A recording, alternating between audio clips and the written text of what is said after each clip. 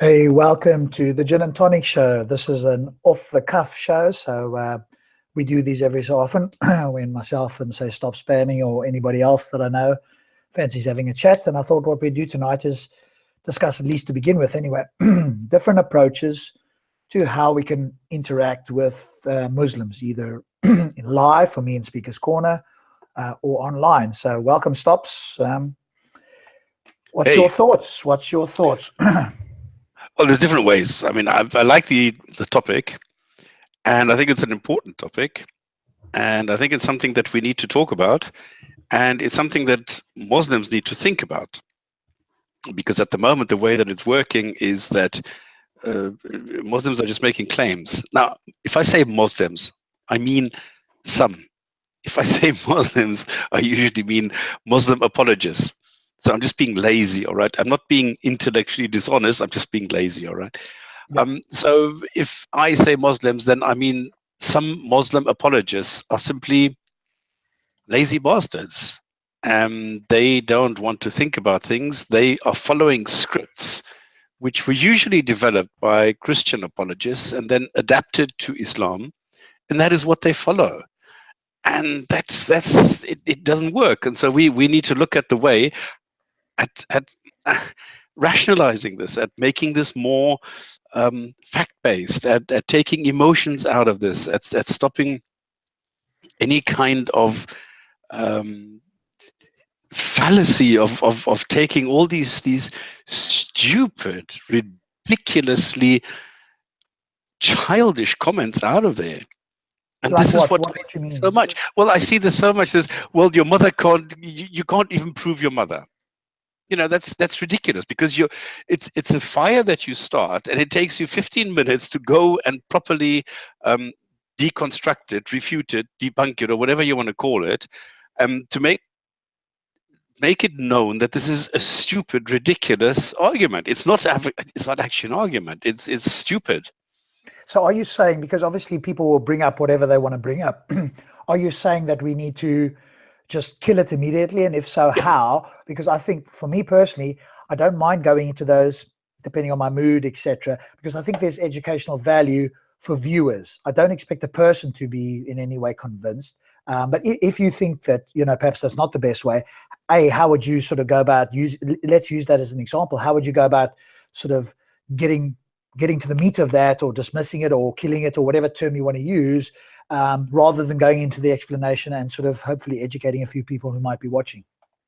Okay, I agree with you that there is educational value if you go and deconstruct it, but we can't all know every single stupid argument. So Muslims, okay, again, some Muslim apologists are out to catch us out. And this is the problem, because they react to certain key words, and this is what they're trying to get us to say. And this is why Abu, for example, he is a little bit innocent in this, because he has not been involved in the apologetic side of things. So he will go and say things and actually use the words where the guy just says, "Oh, I rest my case." Okay, all he's done is use the word. It doesn't make the case. It doesn't prove the argument. It doesn't verify anything. It doesn't do it. It doesn't validate. It's just he's used the word. And just because the Muslim now hears the word, he thinks, my job is done. He's used the word. Now that we have the word, now we're done. No, it's not the way that it works. So I tend to stay away from this. I tend to say, look, this is stupid. I'm not going to address it. It is so bad, it's not even wrong. So I'm not even going to go there. Give me something factual. So I don't really address them. I guess the only thing I could notice on that is that then it could be seen that you're avoiding the argument. So somebody could say... Okay, absolutely. Yeah, I will agree to that. Absolutely. And I will say, yes, I agree to that, because it is so stupid that it's not worth addressing. Now, I can address it, and I can spend half an hour now to make you look stupid, but I don't want to do that. I want to advance this. I want a dialogue. I don't want to spend time on ridiculous arguments, which are only going to make you look like a childish fool. I don't want to do that. That is not my goal. So I turn it around and say, okay, I'm actually protecting you from looking stupid. Let's go to some facts. Don't address the person. Don't address them. Go to the facts. Yeah, I mean, I think that could work, especially from you, because you've got a certain way of doing that that sort of cuts through that. And I think that probably could be useful and again, it might even work for you in a live conversation, I guess, like face to face. Obviously and I think that's where it is. We've got a different approach, and I'm not sure that would work for me in Speaker's Corner, for example. A, I'm not you, and B, I haven't quite got the wording that you have for getting to it in that way, unless I'm really like tired or whatever. The case is, there was something last night which I actually didn't film. The guy didn't want to be filmed, and he kept saying the same thing. He kept saying, well, the universe is zero. He kept going on with mathematics, and eventually I just went, okay, and I walked away. And he said, oh, you're walking away, you've lost the argument. I said, yep, you're too smart for me. I've lost the argument in inverted commas. And I just walked away. It was late in the evening anyway. As I say, he didn't want to record it, so I didn't do it. But that sort of thing where somebody is very dogmatic and they insist on misrepresenting you, and then, I just got bored. So, that can happen. But I guess for you, and especially online, you could probably do that, and so, but again, it's absolutely fine, but it can sound a little bit condescending. Oh, I'm saving you from yourself, type of thing. Of course, it's intended to be. Okay, cool. But but let me now be the better me, because what I'm actually aspiring to is to get away from this, because this was the way that I do it is, if I go and approach Islam, I take facts, all right? I go in general, and I then go and identify what is being said, and then I go and research what the claims are and what reality is. I compare the two, and then I bring my analysis. But when I go on one-to-one, I go and ridicule, because that is the way, because I've tried every other approach and they didn't work. And this approach has worked. Okay. Now, how does it work, by the way? Now, I've done this for a couple of years. Now I'm getting bored with this. Now I'm doing it another way. Now this is my next goal. This is what I want to do. I want to use the Socratic method. I want to use street epistemology. I want to use the smarter way, which is to ask questions. And that is really the better way that I see now. That if somebody says, well, you can't even prove your own mother, well, then go and say and ask, why do you think that if I would be able to do that or would not be able to do that, how is that going to actually further your cause? Or how does that aid you in your point if I would be unable to do that? Would it sort of defeat me in any way if I were not able to prove that my own mother gave birth to me? How does that affect your argument? How does that affect the Quran? Where in the Quran does it say I cannot go and find my own mother or something like that? Show me where Muhammad mentioned that you cannot do that. So I try and bring it back always to the Quran, or if all else fails, to Muhammad. And that is what I'm trying to do now.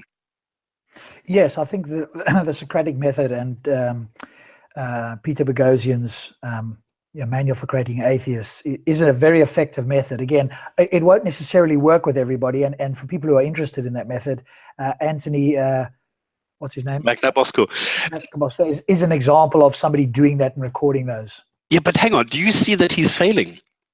Do you realize that when he's at a varsity campus, it works because you have the people who are able to intellectually follow him and actually go along with him and answer the questions the way that he poses them.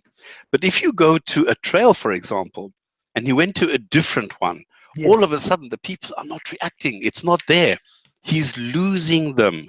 They are unable to follow his lead.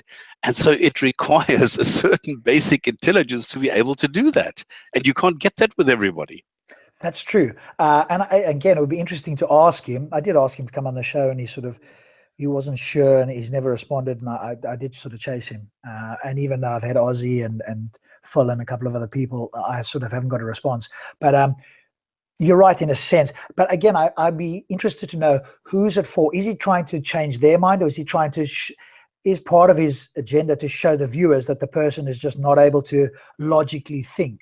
But I think it's actually to make people think. That's yes. All you mean his interlocutor rather than the viewers? Yeah. Yeah. I would demonstrating the methodology rather than making them try and look silly. Yeah, because as a viewer, you can see where the mistake in their disconnect. Yes, correct. You can easily see it when you're watching the video. But you're right. If it's the person who's you're having the interaction with, they can just say something totally illogical, incoherent, irrational, but their minds, like you say, are not really trained in any way. And for them, they don't skip a beat. And for him, it's like, they just said something silly, and he can ask another question. But it doesn't seem to, you're right, some of them, it doesn't seem to phase them at all. They just don't actually have the intellectual sort of equipment that's been learned, because, you could learn to do it, I guess. And so the just mental bypassing capability. them. Exactly. Yeah. It would be fascinating to see, if that works at the park. I'd have to reread the book. I mean, I've done coaching and that sort of stuff. But you've got to have a lot of patience, I think, if you're going to allow it, because you've got to let somebody generally say a fair amount. And, the temptation comes in when you can hear them, making a logical fallacy or talking about a BS, you want to jump in there. And I think that's where he allows them to speak. So that would be a practice for you. If you could do that, Yes, exactly. because you're hearing Self-restraint. but then you've got to just go, okay, what's the question I'm going to be asking now? How do I sort of hopefully demonstrate what they've said, or ask the next question that might reveal to them that they've made a mistake? And that is a skill, I think, that needs to be learned, especially when you've got an agenda. Well, I used to do coaching for relationships, for couples, and for people that had psychological challenges.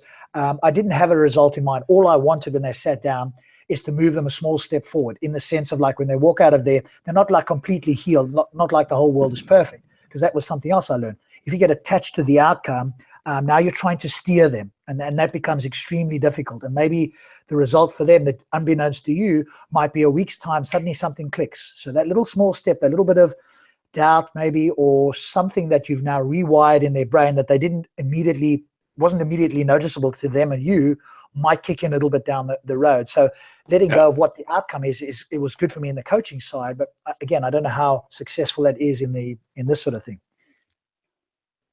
Yes.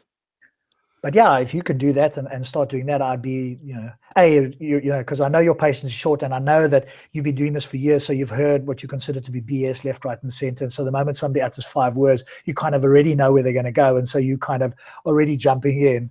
And maybe this sort of approach, well, you would definitely have to have a bit more patience to allow them to say a bit. Well, I wonder if somebody like Saracen, because Saracen is a sort of a mixed bag. He's like I don't know. He tends to interrupt you the same way as I interrupt him. But I wonder if I let him ramble on and do what you did, and just take some notes, and just sort of write down one word, just as a reminder what he's on about. What actually happens then? Because I get impatient if they start lying. Like he will just simply lie. He will say, well, there are Islamic texts or Arabic texts written down from before Islam, and that's bullshit. Everybody knows it. I don't know why he comes on with these things. Why does he make these claims? I don't understand it. And that's why I say, no, come on, shut up. This is stupid. Don't do that. And maybe I should just let him roll. Yeah, but you see, this is the point, because this is the whole thing. You can start 15 fires in 5 minutes, but it takes you an hour to put them out one by one, because you need to now go look for evidence, and you need to look at the background, you need to look at the sources, and you need to dissect and evaluate. And it takes such a long time to put these fires out, which are so quick to start. And that's why I try and nip them in the bud. Yes, I agree. If the outcome is to try and correct somebody at every point they make, then ideally you do want to interrupt. And that, again, was something that I allowed to happen, just because, in a sense, he was quite polite, that the polite Hamza. Now, when we had a conversation, I gave him a lot of talking time, but I in my mind, I sort of listened, and there were there was, and it happened in quick succession. I'm not sure he was doing it on purpose or not, but whatever. It was a bit of a gish gallop, which, ironically enough, he accused Big Bro of in the video that I've just uploaded. But there was a number of things that were said, and I think you're right. It's difficult because a claim is very easy to put out, but to then go and disprove it, or to go through each one, is, like you say, very time consuming. So you could say, well, there's no slavery in Islam. Now, actually, that's a very quick thing that takes 3 seconds to say, but to unpack it and to go into it takes a lot longer, for example. Exactly. So the street epistemology, where that could be useful, is they can make 15 different claims. It doesn't matter. Perhaps in your mind, and I've got to reread the book again, but perhaps with that sort of thing, you're going, okay, so you are like stepping back, and it's almost like you're looking from the outside in and going, what is the point that they make, the overall point? And can I ask a question that can then relate to the whole point? I don't care about all the claims. It's almost like it's a bit of white noise in the middle, but what is the main thing that they are getting to, even if they made 15 different claims. So if I use Hamza as an example, it's boom, boom, boom. He said 5, 6, 7 things, and it's just a case of essentially like atheism is on the same level as theism, or atheism is problematic. Essentially, if I summarize 1, 2, 3, 4, 5 claims, that's what it is. And then maybe the question is, okay, so in what way do you see atheism as being, or whatever the question is, because that would get him just to say what he's just said again. So, how do you think theism is any better, or whatever it might be? Because I'm summarizing the whole thing, because you're right. Otherwise, it's going through the claims. But on the Titans TV thing, I think that was where I did want to obviously go through things that were said. But again, with a big panel like that, and you only get to speak every 15 minutes, there's too much to say. But if it's just 2 of you, then potentially you can do that. And you're right. Interrupting, I think, to deal with a point at a time, if you want to deal with it in that way, or otherwise going the approach that you might be suggesting, and just having a single question for that whole overriding monologue, if there is one. Have you got the book? No. I read some of it online, and I thought I don't need it, because this is exactly my approach. Okay, so you know how to do that. Okay, well, that'll be good. So yeah, you can definitely start practicing that next time we have any. But guess if you remember, want. I used the street epistemology the last time on Ahmed, and on Saracen as well, when Ahmed kicked in. Yeah, but there you again jumping in very quickly. I mean, you didn't let them finish a sentence. So I'll be interested to see if you can do it in a sense of like, let them say what they're going to say, and then have whatever question it is. Okay. Where you are not telling them they're lying, they're wrong, whatever. The moment you get that urge, it's like, okay, you've got to like just push it down for a moment, because ideally all you want to be doing, if you're going to go that method, is just asking questions. You are not making an assertion against them in any way, no matter what you think about whatever's coming out their mouth. The question is, okay, what's the next question I can ask that can perhaps demonstrate it or move them towards seeing the problem that they are espousing? You know that is exactly what I was doing.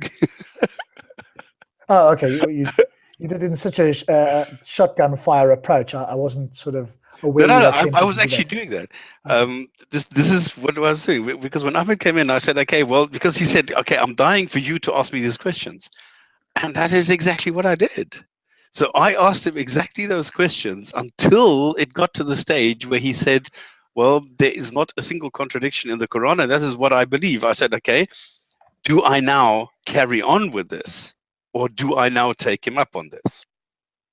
So this is where I had this junction where I could either continue or go into debating mode.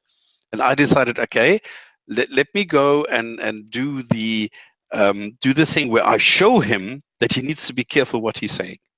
And that's I don't know if this was right or wrong. I don't know. Yeah, there's no right or wrong in that sense. You never know until you do it. Hindsight, 20/20 hindsight's a great thing. If we all had that, things would be a whole lot different. Well, exactly, and this is what then made me make this video on why there is a contradiction in the Quran, and make this as detailed as I did, where it is no longer in any way refutable. You cannot.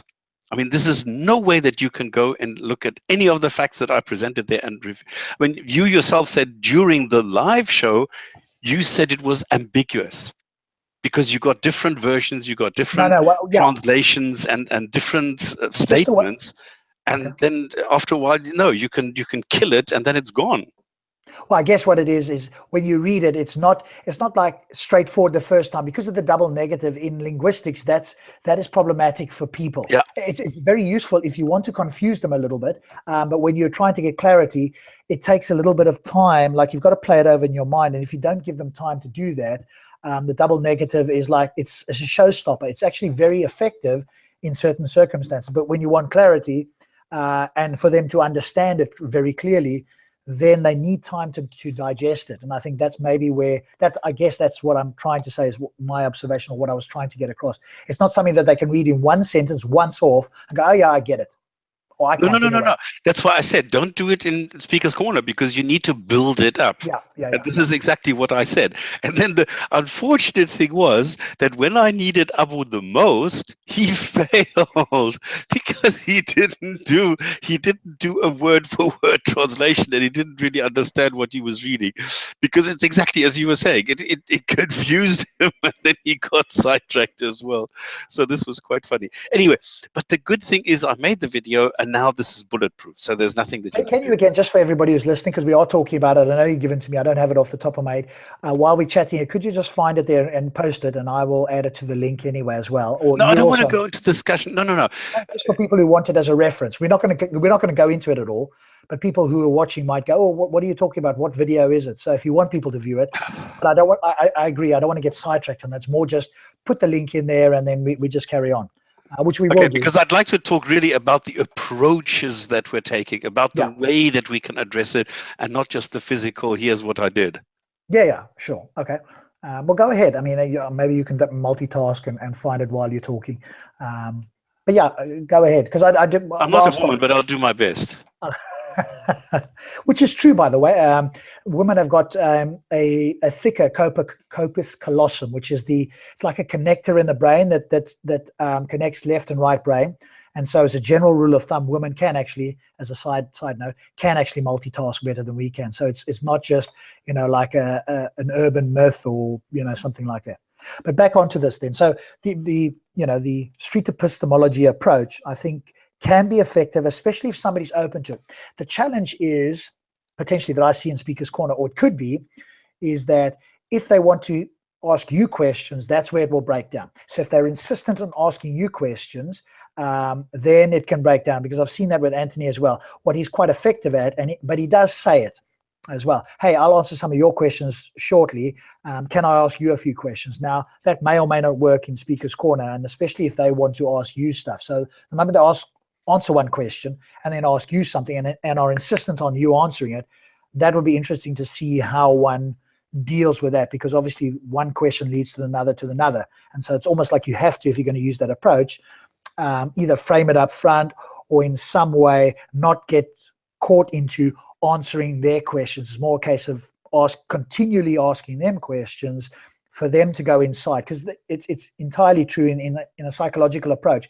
If you tell somebody something, they filter it. In other words, they've got certain things going on in their brain, and when you make a statement, people filter it. When you ask a question, they can't filter it. It's impossible in the same way. And so now they've got to go inside and have their own thought about it. The filters sort of drop down, and now you go, well, what about this?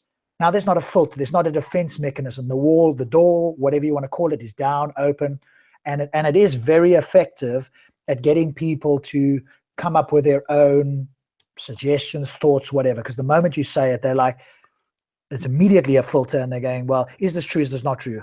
And then they are trying to evaluate it. But it's much more effective when they're not evaluating. We don't tend to evaluate our own statements once it comes out of our mouth. So we might be thinking about it, but once we utter some words, it's like we've already done the evaluation, and that is effective. Okay, here's what happened in the last hangout. What we did, I put the link into the chat. So if you want to put it at the bottom of the description box, go ahead. But this is what it's about. It's about the claim that the Quran makes several times that you are not allowed to associate any other partners with God, and you need to be good to your parents. And this is repeated, I can't remember, 8, 9 times.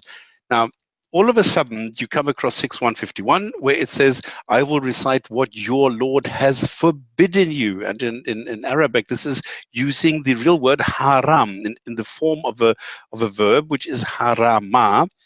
And this is the past tense of the verb haram.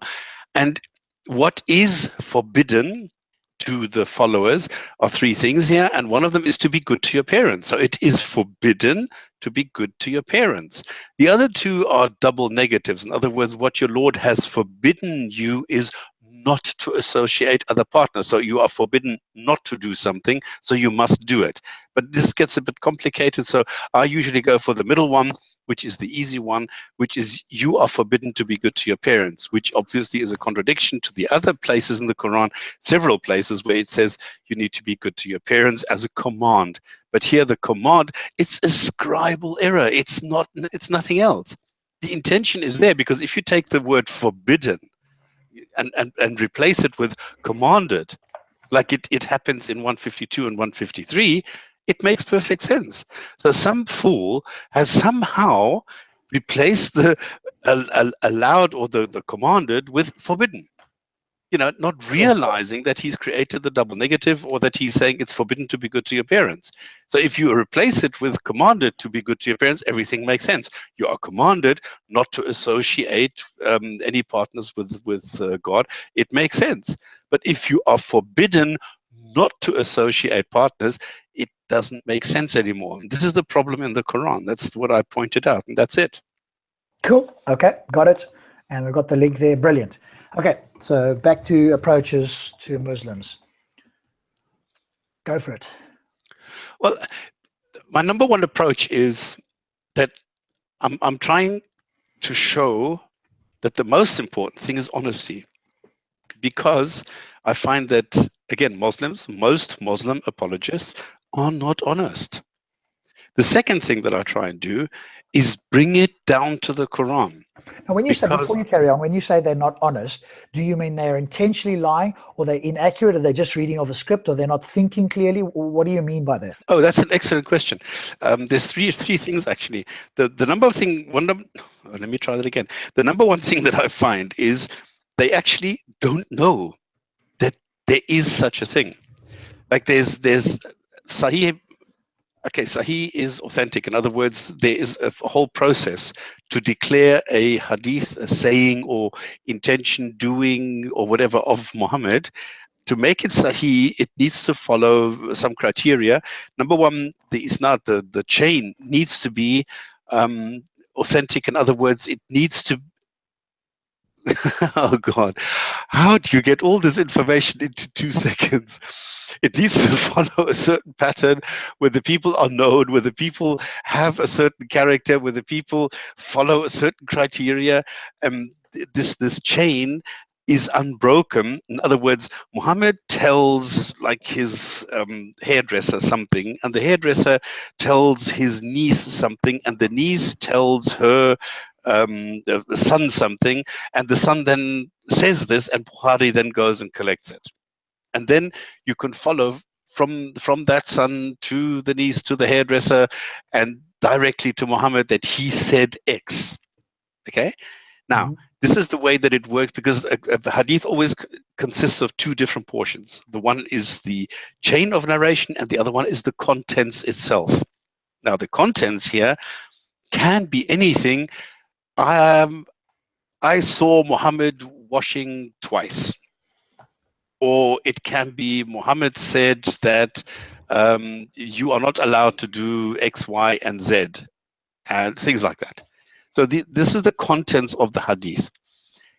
Now, the way that it works, if it says Muhammad washed twice, or it says that you're not allowed to hit any woman so that it damages her face, or you should be very generous to your slaves, or you should feed your slaves the same as what you are eating yourself, or he went and he bought 2 slaves from somebody who was treating his slaves not well enough, or whether it doesn't really matter. All of these things people accept, and they say, you see, Muhammad was a good person. Especially if it says, on several nights I saw that the chimneys in his houses were not smoking. In other words, they didn't have enough money to cook food. Now, that obviously is impossible, because Muhammad was the richest guy on the whole Arabian Peninsula. But things like that are immediately taken to mean something, and they are then taken as something benign, showing the positive character of Muhammad. And this is what people remember. This is what they're taught in the madrasas. This is what they're taught in the Quran schools. This is what they're taught all their life by the imams, by their parents, that Muhammad was a good guy. You need to love this guy. He was a mercy for all mankind. He was such a great guy. He was a statesman who brought everybody together. He was trustworthy. He was the praised one. He was the honest one. He never lied. He did all this good for the people. And this is how people are brought up. And then here I come along and I say, yeah, but hang on. Have you ever read in that same Sahih Bukhari and in Sahih Muslim and all these other sources which have been deemed as being authentic by Islamic scholars, that he actually told his people, suggested to his people to enjoy raping female captives without worrying about the prices on the slave market? And then this is a shock, because they have never heard about this. They have been taught all their lives that Muhammad was a good guy. And now all of a sudden, I come along, a non-Muslim, and I tell them that Muhammad was actually a callous asshole. And they can't handle that. And now all of a sudden, it casts a shadow over Muhammad, and they can't allow that. But they didn't know about that. That's the one type.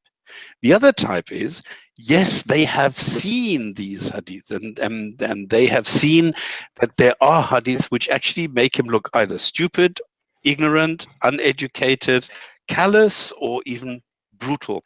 Because everybody knows that he tortured people, that he actually lit a fire on a guy's chest, that he had people killed because they mocked him, that he went and cut off arms and feet and let them live without even, and let them die, bleed to death without cauterizing the wounds and without even giving them a glass of water. We know all these stories, but they will ignore them. And they will blank them out, and they will say, no, Muhammad was actually a good guy. He was forced to do some things which were negative by the circumstances. And then you have the third type who actually go and say, I don't care what it says. Yes, I am aware of all these things, but I will just go and pretend they don't exist. And no matter what it is, I will just go and select the ones that I like, and those are the ones that I will go and consider. And if you say anything else, it's slander. And those are the three different characters. Okay, but what about or maybe that is the third one in your view, because the other one is, no, what you're saying is wrong, and here's the way to actually interpret it rather than the way you've said it is. That's the second one, yeah. Okay. But so those are people that actually know it and have interpreted it or attempted to interpret it differently. Due to circumstances or something, yeah. Okay, right. Okay, so all of those then you consider dishonest rather than ignorant or incorrect or whatever, because it seems to me that the third one would be the dishonest one. The other one the middle one would be kind of ignorant, and the same with the first one. So the first one is ignorant. The second one is trying to consolidate it somehow, and the third one is just plain lying. Yeah. Okay, because whenever you say lie to people that we're speaking to, I assume that you mean that they actually know they are lying. Yes. In other words, they are intentionally know what it says. Correct. And they are saying something else, all the while knowing it actually says that, rather than exactly. they actually believe what they say. No. I wouldn't tell a guy who actually means it, who actually is ignorant, that he's lying. That's a different thing. Okay, but how do you tell the difference, though? You can tell from the way that they formulate it. Right, okay. Because obviously, and the one interesting thing that we need to remember all the time, most Muslims are better than their God. Okay, that's what we need to remember all the time.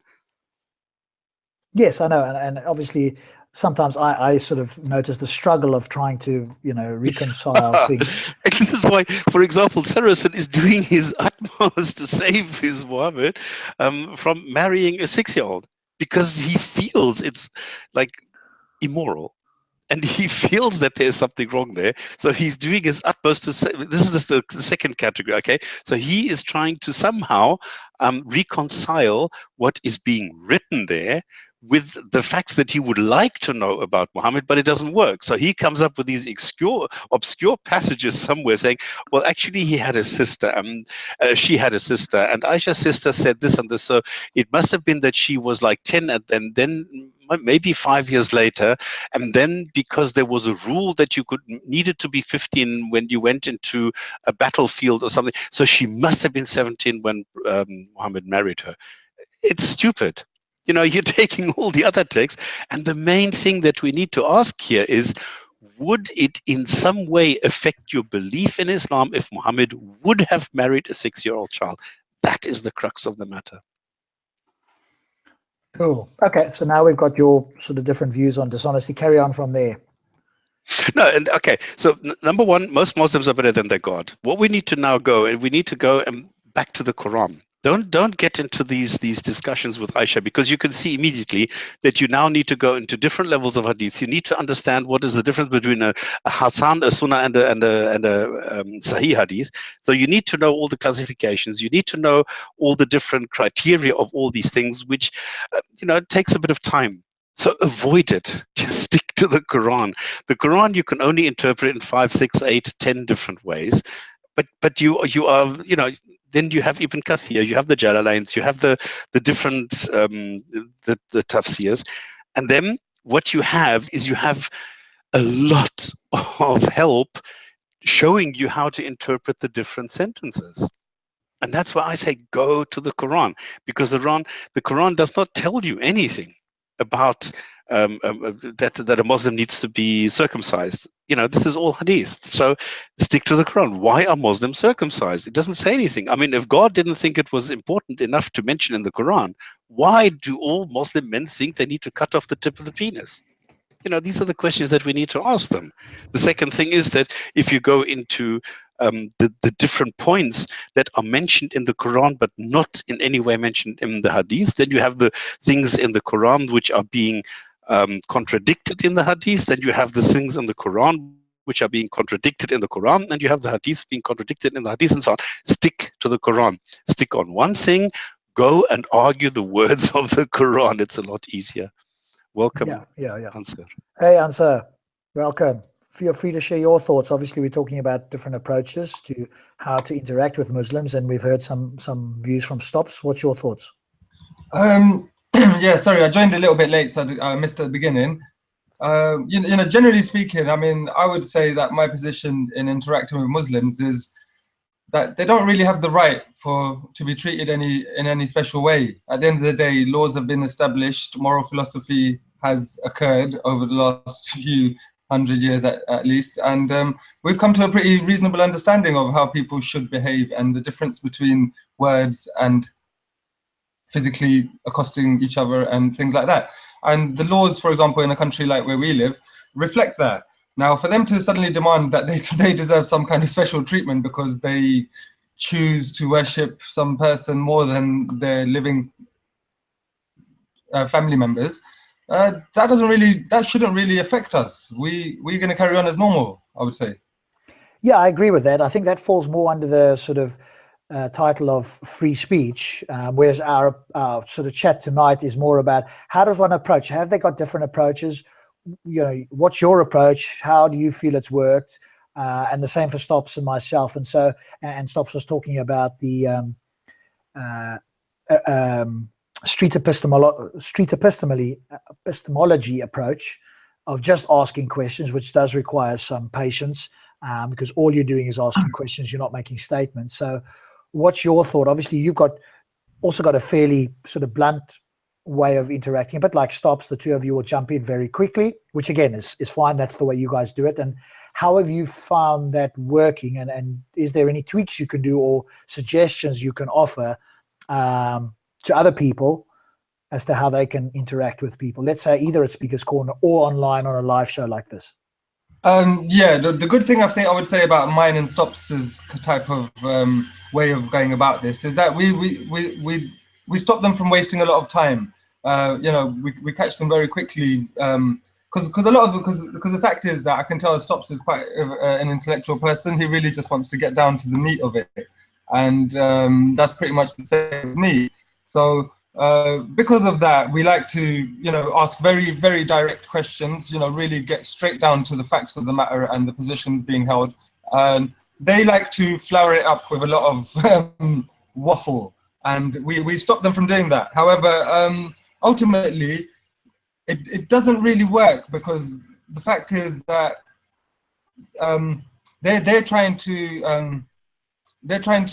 derail the conversation because they know that we know exactly where the conversation is going. So they can only put it off or change the subject or, you know, become personal and start ad hominem stuff and things like that. So those options are the only things available to them, or get physical or threatening and things like that. And what you'll find is with people like me and Stops, and maybe someone like Sarah as well, is that we will always suffer the consequences that makes the situations end up going in such negative ways. So I think ultimately nothing really works, because the fact of the matter is they have really weak arguments and they're not prepared, they're not intellectually honest to ever face up to that. So yeah, when you say it doesn't work, in the sense that, I wonder if, what's your intention? Is your intention to try and make them look a little bit foolish? Is it to try and get to the truth? Is it to try and avoid waffle? Because I'm wondering, whatever your approach is it worth stating that up front? Because yeah, you're right, I think one of the things I noticed for yourself and Stops is, because of your bluntness, because you're very direct, I just sometimes attempt to put myself into their position, in the sense of, like, if I went onto a Muslim show and I had two Muslims doing what you're doing, and I felt like I couldn't actually express myself, even if they thought I was talking nonsense, it would be challenging for me to go, okay, well, I'm not sure that we can get anywhere here because I'm not able to actually articulate myself. So I'm just wondering whether you would frame up front, hey, we're not here to make you look stupid, or maybe we are here to catch you out if you're going to talk nonsense, or whatever it is. Is it worth saying that up front, so that you can, maybe it's a bit more disarming, so that actually you can have the conversation? Or do you want them to kind of react the way they currently are, in the sense like they feel like they're not being allowed to speak, or eventually they just sort of dial off or walk away or whatever? No, you're 100% right. To be fair, in my earlier days, I guess I used to do a lot more of that, where I would say up front that, look, the only thing that I want to do is expose the immorality at the heart of your ideas, or the dishonesty at the heart of you believing them or sticking to them. You know, that's the only thing, and I'd make that very clear. I mean, people that know me in my life know that that's the approach I take. However, you know, spending corner, it tarnishes you a little bit, and then nobody's really listening to that bit, so you kind of just jump straight into things, forgetting how important that is. And you're right, Rob, that is something that we should actually always stick to. And I think it's a very good point too. I think in the beginning, I think that's something I'll adopt. I think that's something that I will take on and do right in the beginning, and say, look, this is about honesty. This is not about me trying to catch you out. This is not about making you look stupid or whatever. This all depends on how you're going to react. But one thing I will insist on, and that is honesty. If you go and you now start waffling and you start going off on a tangent and you start bringing in, I don't know what, then I'm going to bring you back on track, because I'm only interested in one thing. And now you need to lay out what it is that you're trying to do. And that is, the topic is this, and stick to the bloody topic. Don't go talking about, I don't know what. We're talking about this issue, and this is about honesty. Stick to this, and let's have a dialogue, and not go off and try and catch each other. That is a very, very good approach, I think. Yeah. Yeah. And to be honest, I mean, Rob, the first time I was at the park at Speaker's Corner, I was approached by Ali Dawa, and you recorded that, most of that interaction. And if you notice, for the first half an hour, I hardly said a thing. I allowed him to really get it off his chest, you know, to really go through his script and think that he was convincing me. But I wanted him to know that I'm listening and I'm paying attention, and I've been through all this before. But however, when I started to tell him and show him that I did know his arguments, and I could still expose why they were weak, he wasn't prepared to make the same step with me. Do you understand? And it became quite disheartening straight away that he was prepared to jump around and change his argument from the teleological to the cosmological, and blatantly so. Yeah, this is the point. Yeah, you need to stick to it, and you need to make them understand that no, you're not talking about the others. Let's do one topic first, and don't skip around. And he says, no, but that's one of my evidences. And I'm like, well, we can only deal with one at a time, can't we? You do accept that. But you know, and it was obvious how dishonest he was from the outset, and you know, it is quite disheartening. So you stop giving them so much honesty when they're not giving it back. Yeah, I'm a little bit more cautious about calling somebody dishonest. Whereas I notice Stops use that word sort of much more freely, because in my mind, and again, it's not saying that one of our approaches is wrong or better than the other, but just a different view for me. So I'm very cautious of saying somebody's dishonest. I'd rather say they're incorrect, inaccurate, or disingenuous if I see that. Dishonesty for me is a bit like the Subur thing. I need to demonstrate that beyond a shadow of a doubt. Now, in your minds, you may have already done that. I think when I have the conversation, unless I know already that there has been some correction or whatever the case is, like take the example with Phil doing the 1.5 hour, 1 hour, 20 minutes with Ali Dawa and hijab, and then one of them coming back in the park and saying the exact opposite of what Phil's spoken when they couldn't, they had nothing to say on the topic. So now I know that that particular thing, there is some dishonesty in there. But I notice you guys are a lot more free with that word, and obviously Stops went into his view, sort of 3 different levels of it in a sense, not although it's not 3 different levels, but there are 3 different versions, and the last one is dishonesty. So for you, and so what do you consider dishonest? Somebody that's what? What I consider dishonest is the fact that, for example, the very outset, they are claiming to know things that they couldn't possibly know. That is just, they admit to, in a sense, that they can't possibly know these things, and they always have to revert back to faith. But then at the same time, they go around pretending that they really do know them. For example, the afterlife, the fact of there being a God or a power, and it being this specific one, and this message definitely being from him and being 100% true. They know that all of these things rely upon their belief. But for the most part, they carry themselves as if they know that they are factual. And if you talk to, I'll tell you, if I was a Muslim and I was talking to them in their little circle, they wouldn't be saying we are 99.9999% sure of God. They don't have a bit of it. They are more than 100% certain to the hilt. But do you not think then? Do you not think then that we need to expose, which is what I've done, because I think it's educational, the difference between knowledge and belief. Because belief, well, in my view, and there's lots of dictionary definitions, is accepting a proposition as true or likely true. And then knowledge is a much stronger claim. And so separating out, maybe they'll get the message, but again, I think for me personally, and it could be different, is educating people who are watching.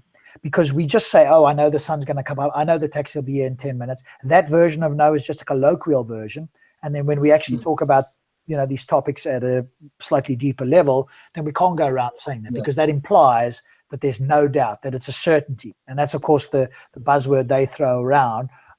So for me, I want to deconstruct that. But maybe you guys have got another way of dealing with that, which is, by the sounds of it, saying, do you know what, you're dishonest. When you say I know X or you know Y, that's dishonest. And it might be that they just don't know.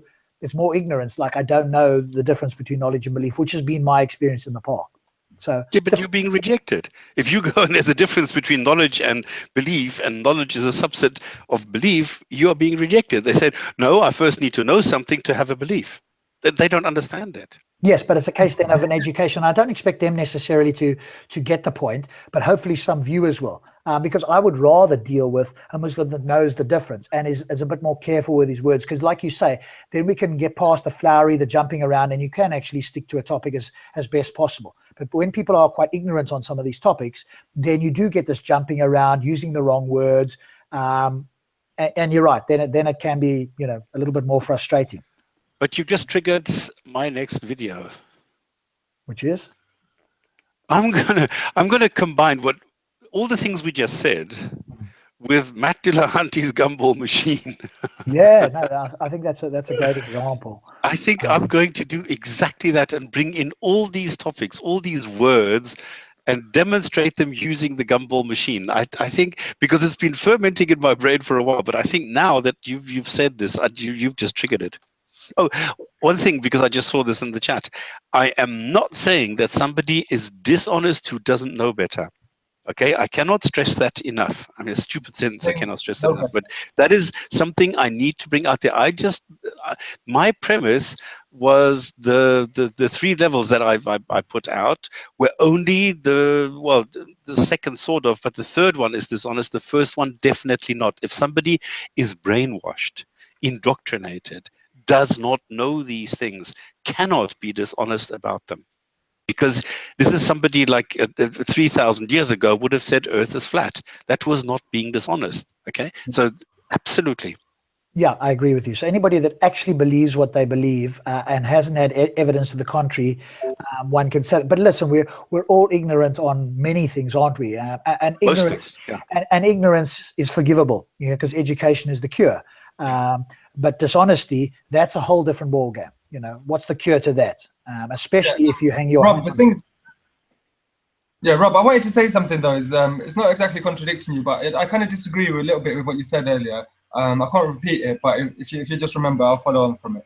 And that is to bring up the case of Muhammad Hijab. Now, he's somebody who's he studied philosophy. He knows the basics of constructing an argument and the fallacies of doing a weak one.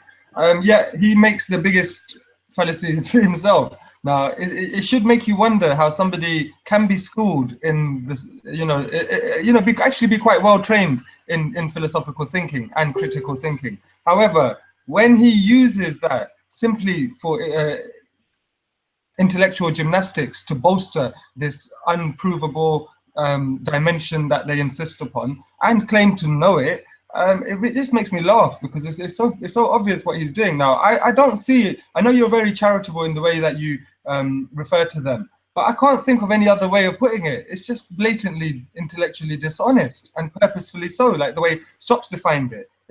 Somebody who wasn't aware of what they were doing, you could possibly forgive them, but he's well aware of it, and it's only his philosophy education which is enabling him to do it. Yeah. Like Zakir Naik. Shit, I'm on my work headphone. I'm muting myself over the thing. This is a different headset. Okay, because Zakir Naik, for example, he knows exactly what he is doing. He is a liar, an outspoken liar. That's it. Just want to welcome Abu to the conversation. Abu, welcome. Hello, Abu.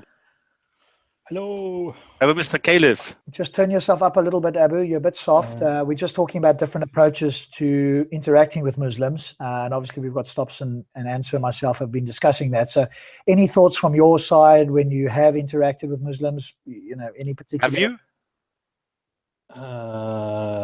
Yeah, I mean, I interact with Muslims, but do you mean like in debate?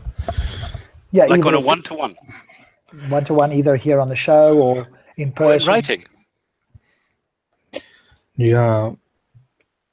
No, I mean, I don't know. I find it like try to understand their point of view, like, but that's general with everyone that you debate with. Try to understand how they put yourself in their shoes and so on. But have you had a one-on-one with one single Muslim? I mean, it's hard for me to have it in real life because of security reasons and so on. But it was same with me, but I still approach them. Yeah, it's a little bit more difficult for me. But in general, I think it always helps if you create rapport with them and try to be friendly first, and then you can talk. I mean, it's the same like with all people. I mean, that's another approach, particularly if you want to get to some kind of a shared outcome. What I notice in Speaker's Corner, for example, is that truth is the most important thing. When I go down there, no matter what, if I'm wrong and it's demonstrable that I'm wrong, either on the spot, which is unlikely but not impossible, or afterwards, then I will change my mind, no matter how uncomfortable it is. Now, I'm not convinced that many of the interlocutors feel the same way. So I agree with you that in a perfect world, especially if you want to get on with somebody and you've got a shared outcome, then the whole rapport approach is useful. I think it can be in Speaker's Corner potentially. I think it's a bit more confrontational because you are approaching people that have a completely different paradigm, and they are coming with what they think is a lot higher certainty than what we are. And so I'm not sure how... Speaker's Corners is also like a little bit like performance. It's a bit like... Oh, yeah, it has. And that is raised, and it's something that Stopps was talking... Answer was talking about with somebody like Muhammad Hijab or others, because the cameras are on. Now, if you go watch, and I've watched it about 3 times now, and I've actually edited out everything that hijab has said, and I've just kept in Phil's thing because I'm interested, obviously, in what Phil's saying, so that I can try and remember those sort of things. But if you listen to the entire 1 minute and 20, there are interruptions there only for the camera, and it's very, very clear because what's being said has got nothing to do with the actual topic. And it's like somebody that doesn't, if somebody spoke rocket science, and I thought, oh shit, I better say something here, even though I don't understand what's being said. So I'm just going to say, well, yeah, I don't know that all rockets can equally reach, the outer space at the same time or something like that. Not addressing the actual science of getting a rocket off the launch pad, but I just need to say something. And I think that's what I notice is with some people, it's like you say, it's to appear on camera as if you are responding so that your Muslim brethren can go, yep, you did a good job, even though, many of them are credulous, unfortunately. There are the odd ones, so I don't say all of them by any stretch. But I think you're right. There is that sort of propaganda. And it was mentioned this week in the park as well, because Hamza, it was the last time that little Hamza was there, and he's going back to Saudi Arabia, although he's from Bangladesh. And that was mentioned as well. So a lot of it's become the camera thing. And now people feel like they have to perform or they're going to, quote, look bad. And I think that's, in some ways, that's ruined it. The other side is, of course, people get to see the arguments, but it's not at the same level. If you were having a one-on-one or a dinner or with somebody, I don't think you'd have as much ego going on there, and maybe there wouldn't be as much, fallacies and accusations and jumping around. Maybe there would be, but I suspect not from the people that I've heard that have been coming to the park for years, and the cameras are a more recent invention or a more recent thing that's shown up in the amount that they have. Yeah. I mean, it's very easy to get into that mode. I mean, maybe even subconsciously, after a while, you're going to start to perform yourself after a while. It becomes almost like a rhetorical game. I think for me, if I can focus on it, it's not always happened because you've got lots of people around, and sometimes people say multiple things, and I'm by no means the best at it anyway, but if you can focus on what they're saying, so I'm attempting to the best of my ability, and it doesn't work perfectly, is listening to what they're saying. And so if I'm focusing on that, I actually, when I'm having a conversation there, I don't care how many people are watching, and I actually blank them out. I don't even, I've got an awareness that they're there, but unless they speak up or chirp up or whatever, it could be that I'm standing with somebody completely alone and having that conversation. So it's easy for me to block them out, and you must almost to forget about the camera. But that's not the case for everybody, and I think it can be intimidating there when you have multiple cameras come around and so on. But more to the approach itself, what other approaches have you guys found, or what other things do you want to try, or have you found that works or doesn't work? It depends on what you want to achieve. If you want to convert them, or if you want to, what you want to achieve.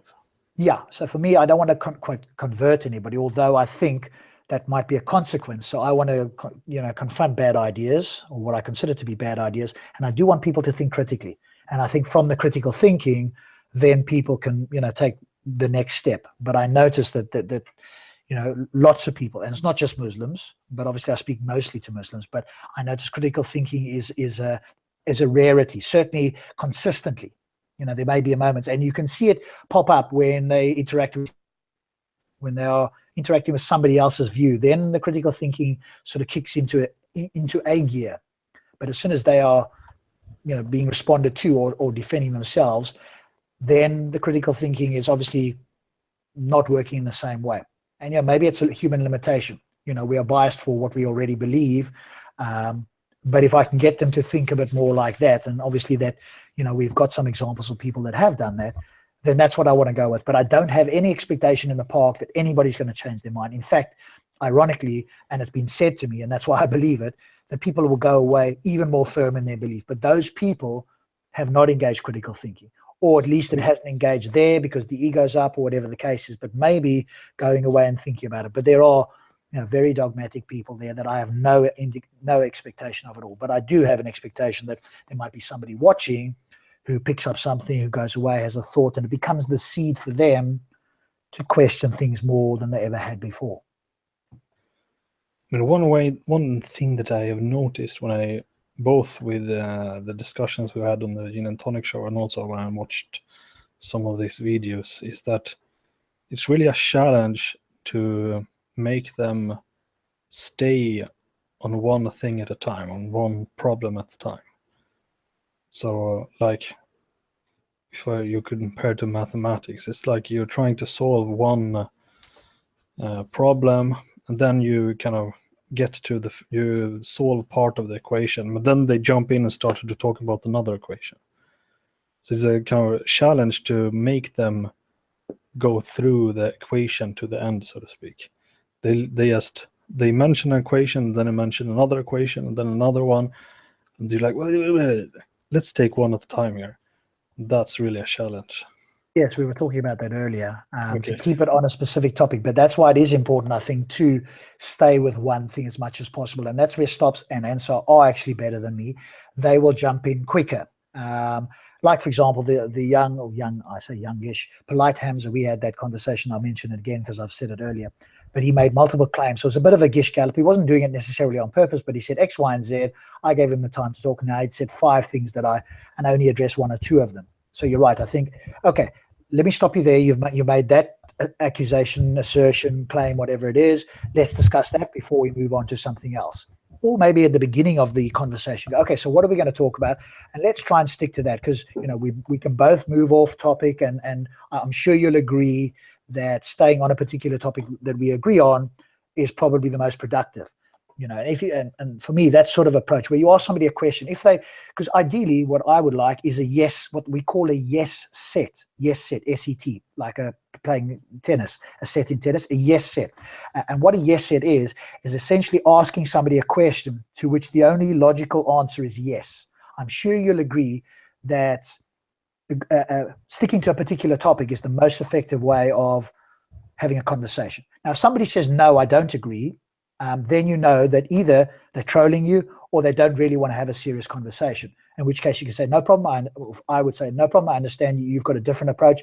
That's not going to work for me. So if you can get a yes set on a number of questions, then that will help, because they've said it themselves. The moment, I was saying it earlier to Stops, the moment from a psychological point of view, you get somebody to say something from a question, they're not going to question their own response. They will always question your statement to them. But when you ask a question and they respond, they're not going to question their own response. And that way, for me, which I could definitely become better at, is now you can hold them to what they've already agreed to.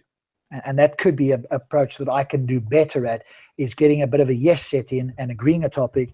But you remember what? You remember X, Y, and Z person, when we agreed that this is what we're going to do, can we do that?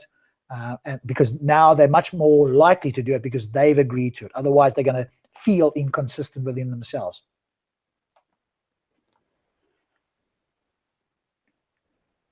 Yeah. Okay, another point that I would like to raise is there is no such thing as a true and tested one single way. It doesn't work that way. It is individual. You need to go and look at the level of education that the person has, the level of knowledge that they have on Islam and what kind of text they're bringing up, and then try and bring it back down to a common level. Because if you go to their area of expertise, you've lost it. Like, this is what Sabur is trying to do. He's trying to catch you off guard by going into text which nobody can verify, which nobody can go and say anything about. And then if you don't respond immediately, you are looking like a stupid fool. And then he can go and say, you see, you can't respond to what I'm saying. Yeah, don't go there. Don't do that. Don't let them go and lead you on the path. You go and you take control and leave them exactly where you want them. That is in the Quran. That's why I am always saying, go back to the Quran. Yeah, I agree that will work on that particular topic. But when you go into a bigger topic, let's say it's evolution, cosmology, or anything like that, that's a bit more difficult to do. How would you respond? So Stops, how would you respond? So let's say exactly. This is exactly what I'm saying. Bring it back to the Quran. If somebody says it's evolution, or it's embryology, or it's cosmology, well, excuse me, can you show me where in the Quran it says something that is scientifically accurate? Everything in the Quran that you can verify is wrong. Okay? There is nothing that you can bring up that is correct. So what you need to do is always say, where is it scientifically accurate? It is not. So all of a sudden, then they say, but it's not a book of science, it's a book of science. Okay, but then don't conflate Quran and science. It doesn't work. So you have just contradicted yourself. Go home and try again. So what's your response then? I'm guessing, I'm going to hallucinate, but I'll ask you, so I'm not going to say it. What's your response? If you were in the park, for example, Stops, or here on the show, and somebody says, well, Stops, what's your view on evolution? Or what's your view on cosmology? How would you typically respond? None. I don't have a view. I am here as an atheist. This is an atheist show and not a biology show. If you want my opinion as a biologist, well, then go to a biology show. Here, I am only here in my one capacity, and that is as a theist. In other words, somebody who rejects the claims by theists. So don't come and ask me about evolution. I don't care about evolution because it doesn't affect my view on gods in any which way. Okay, so your standard view, whether you were here on the show or at Speaker's Corner, is you would not allow yourself or choose to in any way, if they asked you what you believed or whatever the case is, you would just bat that away completely. A bit like Sarah does. You might not use those words, but essentially that's what you would do. You would not go into and share anything about your worldview. You would just say, I'm not interested in telling my worldview. You're here making a positive claim. I just want to hear about yours. If you want to ask me how rationality comes about, I'm not interested. You tell me how it came about, and we'll. So, is that your approach for any sort of question? It even goes to, yes, basically you're right. But I even go so far as to say I do not have a worldview, because a worldview is something that you run all sorts of things through. I don't have that. I don't look at a car in the same way as I look at a snail or as a girl or a dolphin. Each one occupies a different part of my brain, so there is no common factor between them, so there is no worldview. I don't have a worldview. Well, philosophically you do. You might not collate them all together, but we all do, and most of philosophy is covered in one way. Now it could be split between different things, and maybe you don't want to go there, and that's absolutely fine. But to say that with a level of certainty, I'm not sure that you could do that philosophically anyway. You could say it to the person in the street per se, but if you were speaking to a philosopher, they would ask you some questions, and it would, I think, become apparent reasonably quickly that you have either naturalism or idealism or some version of that sort of a thing. But again, if one's not that familiar with it, then I agree, you're not going to go into that if you don't have a great deal of knowledge. And I don't per se, other than I'm pretty much a naturalist. So anything that's within no, there is no ism, there's no ist in me. Yeah, I mean, I'm not sure you can do that, you can say that, but I think you're butting up against all of philosophy, which is, you're very brave to do that. I absolutely am, and I will, and I'm prepared to argue my point. Bring it on. Okay, well, I'll bring somebody who next time we have a philosopher on. Yeah, sure. I'll do that. And maybe I'm wrong. You see, this is the point. This is another point.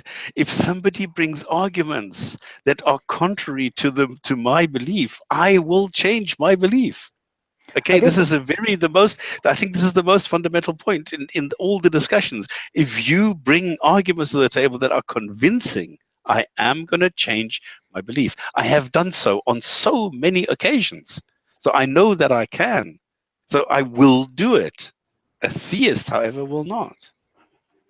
Okay. Well, I mean, you sound very certain that you don't have a worldview.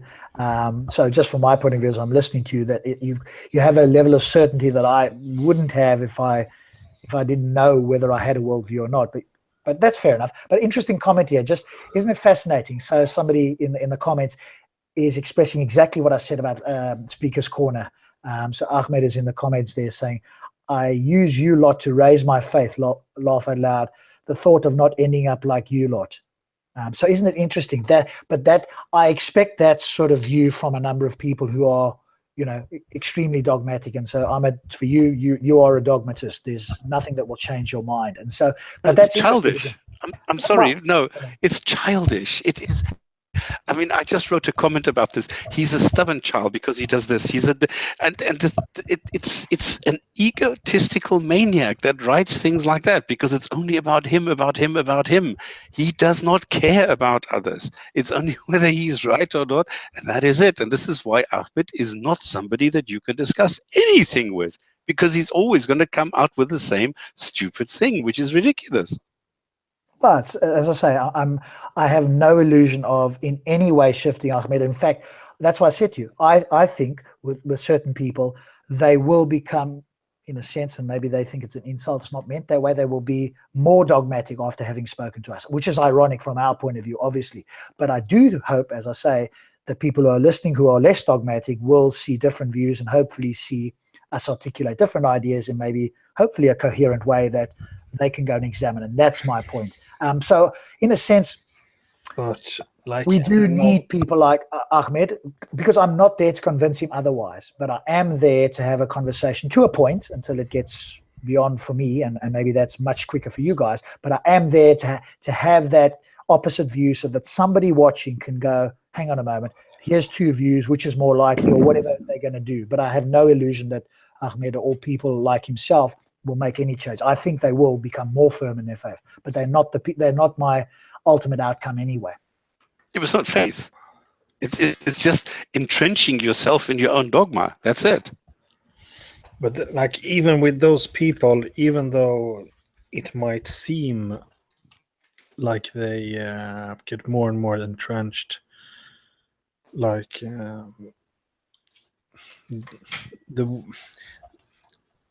if you bring enough evidence and you bring enough good arguments, like subconsciously, maybe it will reach a tipping point in the brain until they change it. No. I disagree completely. This is what I'm saying. There's a block there. Somebody like Ahmed has a block. He will not think rationally. He will not allow this. If he sees a crack somewhere, he will either go and ignore it, or he will quickly go and cover it up somehow. But he will not allow doubt in, because doubt is death. So you're not allowed to let that in. And that's why you have the dogma, which is going to, serve as the paint, which is going to cover up all the spots that are there. The only problem is there's going to be more and more spots and not enough paint eventually. I agree with that. I agree with Stops in the sense, Ahmed, that I don't hold out a lot of hope unless people are open to it. But people, some people, I'm not necessarily accusing Ahmed of this particular thing that I'm saying now, but some people pay lip service to, I do care what's true, etc. But, they're just saying it for it to come out of their mouth, so that they don't sound dogmatic. And then when you have the conversation and you're listening to the responses, etc., and you're noticing a certain pattern, etc., then, it exposes itself in a way. And so that's one way to be aware of it per se. And this is why I reject this whole notion, because we saw with Ahmed, I mean, how many hours did we spend showing him that there is no correlation between unlimited and consciousness? He will not accept it. There is no way that you can get him out of that. It doesn't matter how true it is. It doesn't matter how much evidence you bring. It doesn't matter how rational you are. It does not matter. He will not do it. And I think that's the difference as well, is that some theists, not all, but some theists, because even Polite Hamza agreed that it was probability, and he agreed. He was one of the few Muslims I've heard that agreed that he didn't know everything and he could be wrong. And he certainly did agree that we didn't know everything. He didn't use the words "we could be wrong," but that's an implication of not knowing or not being certain. But I think that's the other crucial difference. They want certainty. They don't realize that they can't have it. Mostly because there's not philosophical training there, but they see non-certainty as a weakness, whereas of course we see it as a strength. And so you have Can I say something? I kind of object to the use of the term probability, because I mean, for example, Ahmed does it in the comments a lot and in all his arguments, and a lot of them do it. This idea that they base their belief on probability, it's just stealing technical language. That's all it is. There's no possible way that they have got an actual mathematical probability. They haven't got the full set of possibilities, have they? They haven't got the full set of possibilities of all gods. We don't know what probability their one god might be. There could have been 5,000 or 5 million gods before. There could be an unlimited number. There's no way that they've got any sense of mathematical probability. They're just stealing technical terms to bolster their crap arguments. Yeah, I would tend to agree with you. Yeah, I would tend to agree with you. But can I say something? Two things. First, when the human brain consists of many layers, and there are many layers that are competing for attention. So it's pretty much like a parliament where the guy who yell loudest get to rule. So it might be that the dominant part, probably the left part of Ahmed's brain, is very stubborn and will just continue to believe what he believed. But maybe there is some part of his, probably the right side of his brain, that kind of revalues his position. So think about his positions, and I think it's much about enforcing that part of his brain or his mind to win over the left side. Could be. I think we all have a bias. Let's not make as if we are perfect, and anything like that. We all have some biases. We all tend to be less critical of what we already believe than an opposing view. We all think we've come to our beliefs through critical thinking, and that's clearly not the case for everything. But I do think when it's exposed, then one needs to, really go and think about it. But I'm sure all of us, if we were asked about certain things, we would, and even philosophers admitted this. So I'm pretty sure that we're in this group as well, which is, we could probably come up with somebody asked you, what do you believe about this? And you'd say, I believe X. And then you'd be grilled on it a bit, and we'd actually find that you don't have good reasons. So we're all in this. I think the difference that I notice is that none of us are making supernatural claims. That's the number one. But it's also got big real-world consequences for the life of the person that believes it, and to some degree, the entire world, because people act on their beliefs. And so, when you believe particularly supernatural things, but it can be other stuff as well, that's a big difference for us. So it's just not that we are, super avoiding of being somewhat biased, but the big claims, hopefully some of us anyway, and I think everybody on the panel here wants to attempt to match reality as best possible, and I'm not, and so we are prepared to go with that, even if it's uncomfortable. Whereas that's something that I notice for theists, they already have a conclusion, and reality needs to match that conclusion. And that's where I see the tap dance and the maneuverability, and that's something that we, I think is a strength for us, but it can be uncomfortable. And I do notice some people would rather have comfort than truth, or feel good, facts over feelings, or feelings over facts. So I prefer facts over feelings, and I think we all do. Not everybody does. And put it in that way, I think even theists would go, no, I do want facts. But when you interrogate it a bit more, you notice that it's looking back, as Karl Popper said, instead of looking forward and accepting whatever appears to be true or likely true. I mean, there are kind of probably psychological benefits to being simple-minded. I mean, it's easier. I think one of the things that make Islam appealing is that you have all the rules and you don't have to think for yourself. So the problematic thing about being a skeptic is that you can't really take anything for granted, and you have to think for yourself, and it takes a lot of processor power to do it. Yes, I agree. I think some people, and again, I'm not accusing all Muslims, and most of them that would be in Speaker's Park or want to have this conversation would reject that claim. But I think there are a number of Muslims who do want to be told, because thinking for yourself, especially morality and things like that, which are, they've been done for thousands of years. If somebody had the perfect moral system, we would all have it already. It would be a philosophical knockdown. We would be there already. The fact that we aren't tells us that there's extremely difficult questions that even mine and even other people that are non-believers, there are some really difficult questions, even in principle, to answer. And so I think some people don't want to go there at all, but they just want to know or believe or feel safe that, hey, somebody that's higher than me, not just other humans, because that's not enough, but something else is higher, has told me what's right, and that's all I have to do to follow it. And whereas we are going, hey, let's investigate the world and let's see if we can find out what's correct or not. Some of the big questions we know, murder, rape, etc. Everybody agrees that. But then you come to other versions of those questions. Is it always wrong to kill? Or as it was put to a Christian recently that I heard online, because he was claiming, they've got the foundation for morality. So somebody very cleverly asked him, is it always wrong to kill a baby with a sword? Because his claim was, is it always wrong to torture small children for fun? So he's got his script that runs that.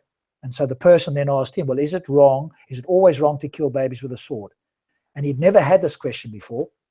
And he started to dance because, of course, in the Bible, infants were slaughtered by the sword by the hundreds or thousands. And so now he was in a bit of a pickle, because now he's been challenged on his worldview, and he doesn't have an answer. And that's something that I think is something that we can definitely do with Muslims, because not everything will be listed in the Quran. So even if they do have a morality, well, what happens in this scenario?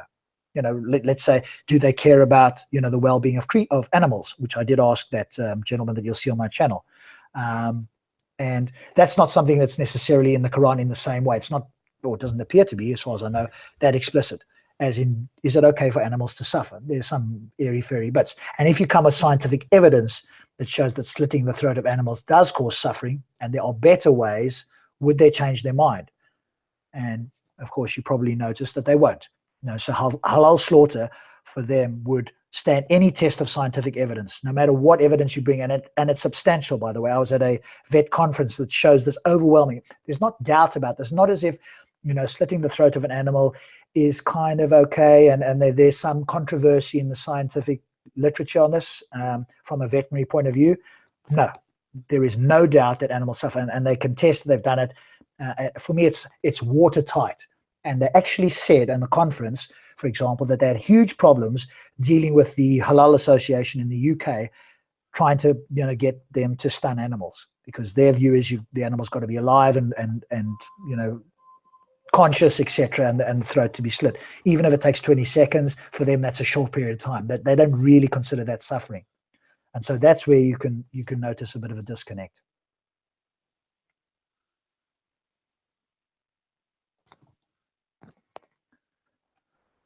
Stops, you still there? Yeah. Oh, okay, cool. Yeah. So no, I'm just watching what is playing out in the chat at the moment. Oh, you're doing a bit of chat there. Because somebody is there who claims he's Sarah. People get excited because he's doing exactly what I propagate, and that is just stick to one topic and do it logical, and that is the end of the story. And this is what rattles all Muslims apparently, because they all like it's like a bunch of chicken, and all of a sudden they discover the fox in there, and they go, "Whoa!" It's so funny when you see it. And this, they are so shit scared. And it is something, and I've said it, but most people don't understand. I said it again in the park this Sunday past. Sarah is Muslims' greatest gift. For those Muslims that think he's bad, he's this, that, and the other. No, but they can't handle this. They don't know how to do that. They are panicking. You can't get. It's not rational. It's not that they are going and analyzing, okay, what have we got here? What is this guy actually doing? They don't do that. It's just a gut, the knee-jerk reaction that comes out of an instinct where they want to immediately go and get violent. That's all you get. They want to punch him and get him out of the way so that he doesn't, he's killed like all their people that they normally have in the park, only by asking them questions. How do you do this? Well, okay, how do you account for this? What is your story about this? Why do you think this is? And they can't answer. And this is the best way. And now this is the only thing. Look at Ahmed. What is he doing? He's going into homosexuals. Why is he going into homosexuals? Because he hates them. Why does he hate them? Because the Quran says he must hate them. Why does he now go and attach Sarah with this? Because somewhere along the line, 15 years ago, he did some movie where he pretended to be something. And Muslims cannot understand that. So they go and attack this. They start attacking the character and not the facts. And that's the way it is. But interestingly enough, what they don't realize is that the more they do this to Sarah, even if it had any power in the beginning, which it may not have had, the more you do something like this, the less power it has. People get used to it. It's like the same as you go and work in a dustbin in a refuse area. In the first few days, you couldn't stand the smell. Go back there for a week, you won't even smell it anymore. And so what they don't realize, and this is ironically what they should be doing, but they're doing it to Sarah. And of course, I notice in the comments and whenever he speaks about it, he's like batting it off. It doesn't bother him anymore. And the more they do it, the more they think they're getting a reaction, and the more it's just building up armor, which is exactly what I suggest they do. And they're doing the opposite, which is ironic. And the other thing is, at the same time, when they are going and focusing on one particular aspect of somebody else's character, they are completely keeping everything open what they are supposed to be talking about. And this is the problem with so many Muslims, that they don't know what the Quran says. And if you go back to the Quran and if you use logics, they lose it. And this is why, exactly what you are saying, it is so fantastic to watch this from an outsider's point of view. And this is what fascinates me at the moment. Yeah, and TDS Dave, who's obviously got some philosophical training, so I always love chatting to Dave at the park. Projection, which is exactly almost the psychological or clinical term for it, is projection. You know, projecting onto somebody else what you sort of unwittingly kind of know or feel internally. And so, yeah, it's a shame that that's happening, because it makes, and again, it makes conversations more difficult in a sense. But it also, here's the interesting thing, is it also helps you potentially avoid having to speak to certain people, because you know the ad hominems and so forth. There isn't an argument to be had there, and so there's just an emotion coming up. As soon as you have insults and ad hominems, it's in effect, it may not sound good or it may not feel good for a moment, but you know, with a bit of reflection, like I've had on my channel, etc., I just, you know, make a mental note that these people aren't worth having a conversation. It doesn't matter now what comments are made by certain people. It's just like I ignore. I'm not going to allow them to rent a part of my brain. I'm going to rather focus that attention on yourselves and other people that want to have these conversations, rather than allow that, because that's my upbringing. And again, recognizing your own pattern. My upbringing in the past has been focused on negative stuff that's been said. And I've worked hard, and I'm by no means perfect at it, to avoid, as my mentor, one of my mentors said, renting space in your brain for irrelevant people or irrelevant stuff, or whatever the case is. So in effect, all of these things are gifts if you can see the gift in there in some way. And the gift is maybe sounds a little bit impetuous, but what I mean is that there's something valuable that you can take out of basically any interaction if you've got the wherewithal to notice that. So yeah, I know everybody's watching the comments there. Of course, because it shows how childish, I mean, somebody like Ahmed really is, because he's got nothing. He's got absolutely nothing, because he knows as soon as he goes into facts, as soon as Sarah somebody who is claiming to be Sarah, as soon as he says, okay, well, give me something out of the Quran, Ahmed is lost. There is nothing that he can do. He can only address the personality. He cannot address facts. That's the problem here. That's what I see. And this is how we should address, and this is making my point exactly, because if I see this is why I propagate, don't go there. Don't go into this.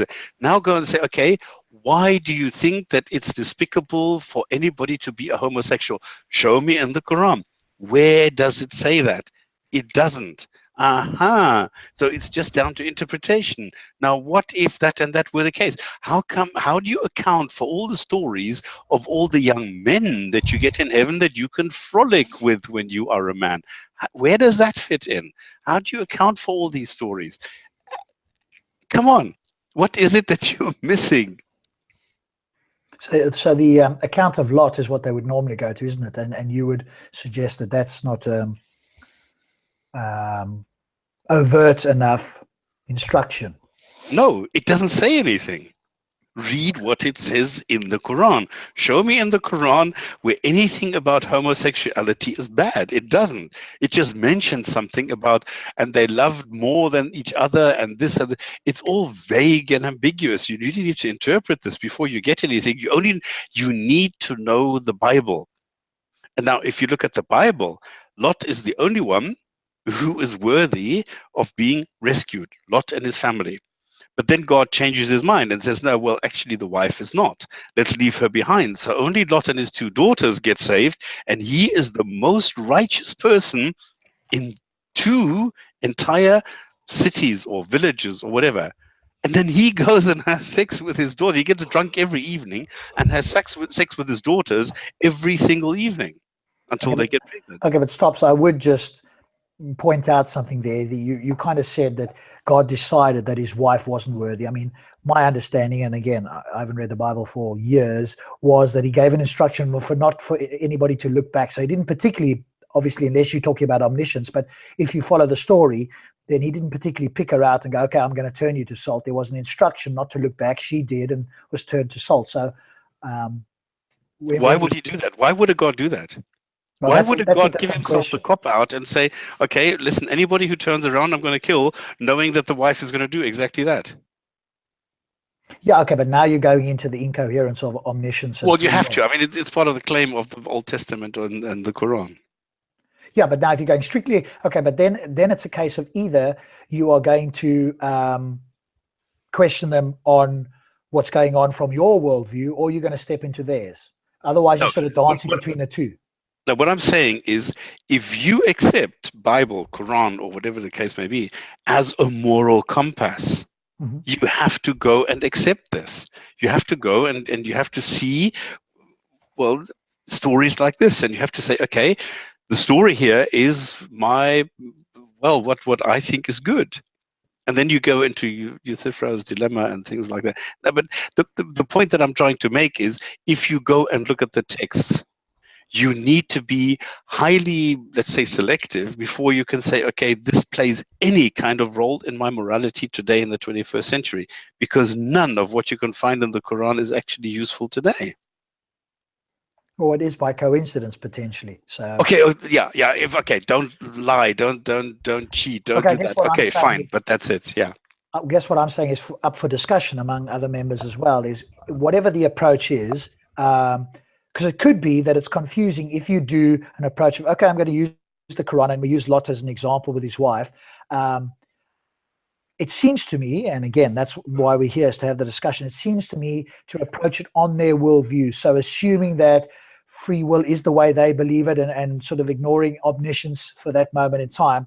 Because if you want to make it, seem problematic from the get-go, then not coming from our worldview, well, how can God do this if he's omniscient, etc. Really just going into it and just questioning it as if you were a Muslim that was, or a person thinking about becoming a Muslim. Because the moment you add the other bit, now you're adding more than maybe people can take or accept. So now you're throwing in 2 points of a fork instead of just dealing with one thing, which is, I'm going to come from your worldview and potentially show how it's incoherent, immoral, whatever the case is. Because if you do it from our worldview, now you're doing 2 things at once. So maybe you and other people can address it. Do you think it's worth doing it, the 2 parts, or going from their worldview to show how there's problems, even if you accept all the conditions of their worldview? Okay, I can't answer that. I need to think about this. I haven't thought about this. Okay, fair enough. And so I just see cloudy something. Atheist needs to stop the obsession for looking for physical proofs. What? Do you know what proofs are? Proofs are small pictures that you take from films from the old days, and physical, no. So this is another. I think this is a Muslim who doesn't understand what we're talking about. So here we need to go and look into how do we address an ignorant fool like this? What do we do with a guy like this? Do we now go and say, well, we're not, actually, number 1, we're not looking for proofs. Number 2, we're not looking for proof. Number 3, we're not looking for certainty. And number 4, I don't even know what would convince me, because I have no clue what a God is. So how do you go and talk to a guy like this? Sorry, was this in the comments? This was in the comments. Yeah, because I wanted to get away from this lot thing now, because this is going into a dead end. What is the actual comment? The actual comment, oh shit, now it went down. Here it is. Atheist needs to stop the obsession of looking for physical proofs. Yeah, okay. So what should we do instead? Just blindly believe? So how do you address somebody like that? Can somebody tell me what is the recipe for talking to somebody? Do you go and say, okay, proofs? Well, actually, the word proofs is wrong. Like evidences, these words don't exist. Physical. Are we actually looking for physical? What is the concept that you're looking at? What is a God? How do you suggest we talk to you? How do you address a person like that? I mean, it depends. I think that's a personal thing, because you can get quite pedantic like you have been, or you can just kind of accept that that you have an idea of what they're talking about. And generally that's what happens in the park and most conversations. Otherwise you do get bogged down. But that's another approach. You could do that for sure. I mean, you could get quite pedantic and say, well, what sort of God? Give me list all of his qualities or attributes or whatever. Tell me, more about your God so I understand it. You could go that route. And you're likely then, like you say, in a sense, to get sidetracked, although that could be another approach. But then you're not going to necessarily address what the question was originally about. And again, different approach. I don't know. When I hear a question, in my mind, I'm going, okay, I want to address the question they've asked to the best of my ability. Now, it could be that I'm missing something in the sense of not asking more questions to get better clarity. That again, could be a failure on my part to not do that. Enough of that. What's your thought there? You were going to say something, Answer? Yeah, I mean, thinking about it, I mean, my approach to dealing with anybody for an intellectual conversation is very straightforward. I mean, we have to start from the beginning. Like these guys love to try and get you into the specifics of whatever it was they were studying last night or whatever, I don't know, Dawa person they were reading up on last night. And they love to try and get you into some specific little trick that they've planned and prepared, like a trap. Now, I don't really like taking them down these roads. I hardly ever debate with anyone about the specifics of what's written in the Qur'an or the Hadith because I honestly don't care and I don't think it's relevant and I don't think it forms any basis of any argument whatsoever. So I really hate that kind of stuff. So what I always do with people is I ask them, do you care what's true? Now, if they say, yes, we do care what's true, then that immediately means later on in the conversation, they can't rely definition, not caring what's true and choosing something for various other reasons. So that's the first question I asked. And then the next question, as you know, from the Dillahunty trend is, well, tell me something that you think is true and why, or tell me what you believe and why. Now, and that's where we should begin from. Yeah, so I always start our conversations like that, intellectually. Yeah, which is quite a good method, but like I said earlier, that doesn't work for them because they're not being honest about it. Now the way that I can tell whether somebody's intellectually honest or not is if they claim to know certain things like an afterlife or an extra dimension outside of this universe. Now the minute they've already claimed that something like that is true, I already know that this person is not intellectually honest. They may be intellectually honest up to a point, but given this topic, they are definitely not intellectually honest because being agnostic about that claim would be much more honest. I like that. Yeah. Sorry, I was just typing something there. Yeah.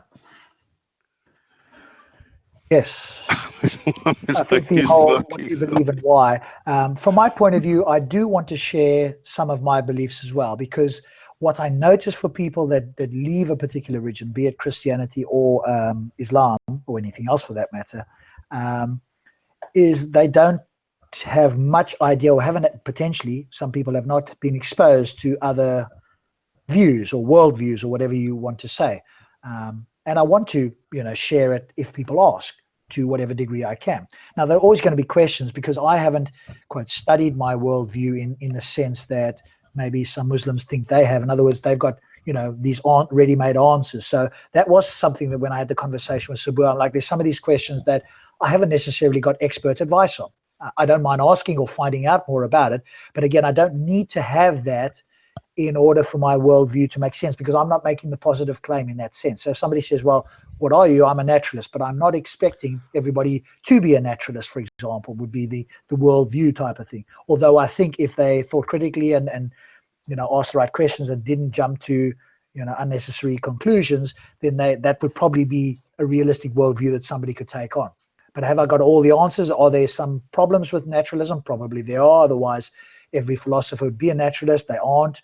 So, there's many worldviews out there, but especially on the main sort of topics, whereas science, I think, is one of, if not the best tool for understanding the natural world, that sort of thing. Whereas people on the other side of believe that the Quran already tells us about the natural world. And obviously when we confirm or when we look at that with science, then that's problematic. But I think just questioning them, we can do that, obviously. But I think sharing something else that people haven't heard before, potentially, from my point of view, could be useful. And now everybody's got their different stops. Will go, no, I'm not sharing anything else. You guys are making the claim. I'm just going to tackle your claims, which is absolutely fine as well. So again, just different approach. Depends on the person, maybe. Depends on the circumstance. Is it online? Is it at the park? Whatever. Is it quiet? Is it... Because like I've had a couple of conversations with young Muslim ladies, and because they probably have never spoken to an atheist before or something like that, and I'm happy to answer their questions. I could go into it, a bit more strongly with them. My intention is not to make them look foolish or to even make them uncomfortable necessarily, because here's some ladies that are just wandering around in the park and so forth, and they've never come across somebody like me. So I want to hopefully give them an impression of, hey, there's people that do not believe in God, that is, polite, well-mannered, hopefully has some morals, whatever the case is, that you can see somebody else, because a lot of them will be, like you say, have been indoctrinated that their world is the only one and everybody else is in some way bad, wrong, evil, whatever. And I want to show a different face. But it could be that, that doesn't work for everybody, and maybe not on the show here. Yeah, but you don't go and put all your eggs in one basket. I mean, if you're talking to some girls there, that's fine, because you're taking a different approach than you would be to another person. But what I see is that a lot of people are saying, well, all you want is physical proof from science. No, I couldn't care less about science. Science is a totally different topic. I'm not talking about science when I'm talking about gods. Gods and science don't mix. So I don't understand why Muslims are so fascinated with science, just because they don't understand it or what, I don't know. What do you mean by gods and science don't mix? Well, they're opposites. Oh, so what you mean is that science can't prove or disprove a god. So why bother talking about science? Well, yeah, but the thing is that gods are based on faith and science is based on facts. And gods are not based on facts and science is not based on faith. So, they're total, complete, utter opposites. You can't compare them. There's nothing in the one that you can use for the other. I mean, science, per definition, only looks and explains. I mean, come on, there is nothing that science excludes. Okay, so if there were a supernatural cause for something, then scientists would accept it. But in all the last, 200 years of science, nobody has ever found a supernatural being or anything that they could go in any way and detect. So if it's non-detectable, why go out and make a claim, well, there's something undetectable and maybe it's there and maybe it's not, and let's go and consider it. No, let's stick to the detectable stuff, and that is what we use for science. If there is something undetectable out there, we'll handle it later, but not with the current tools that we have at our disposal, not with the tool we call science. Easy. Okay, so let me do a little bit of devil's advocate then. Go for it. Do you think that, let's use Islam, obviously, because that's what we normally talk about. Do you think Allah, if Allah exists, has in some way interacted in this world? Do you mean the claim or the fact? No, the fact that Allah has in some way interacted. No, not, there is not no, as in Allah is in this world.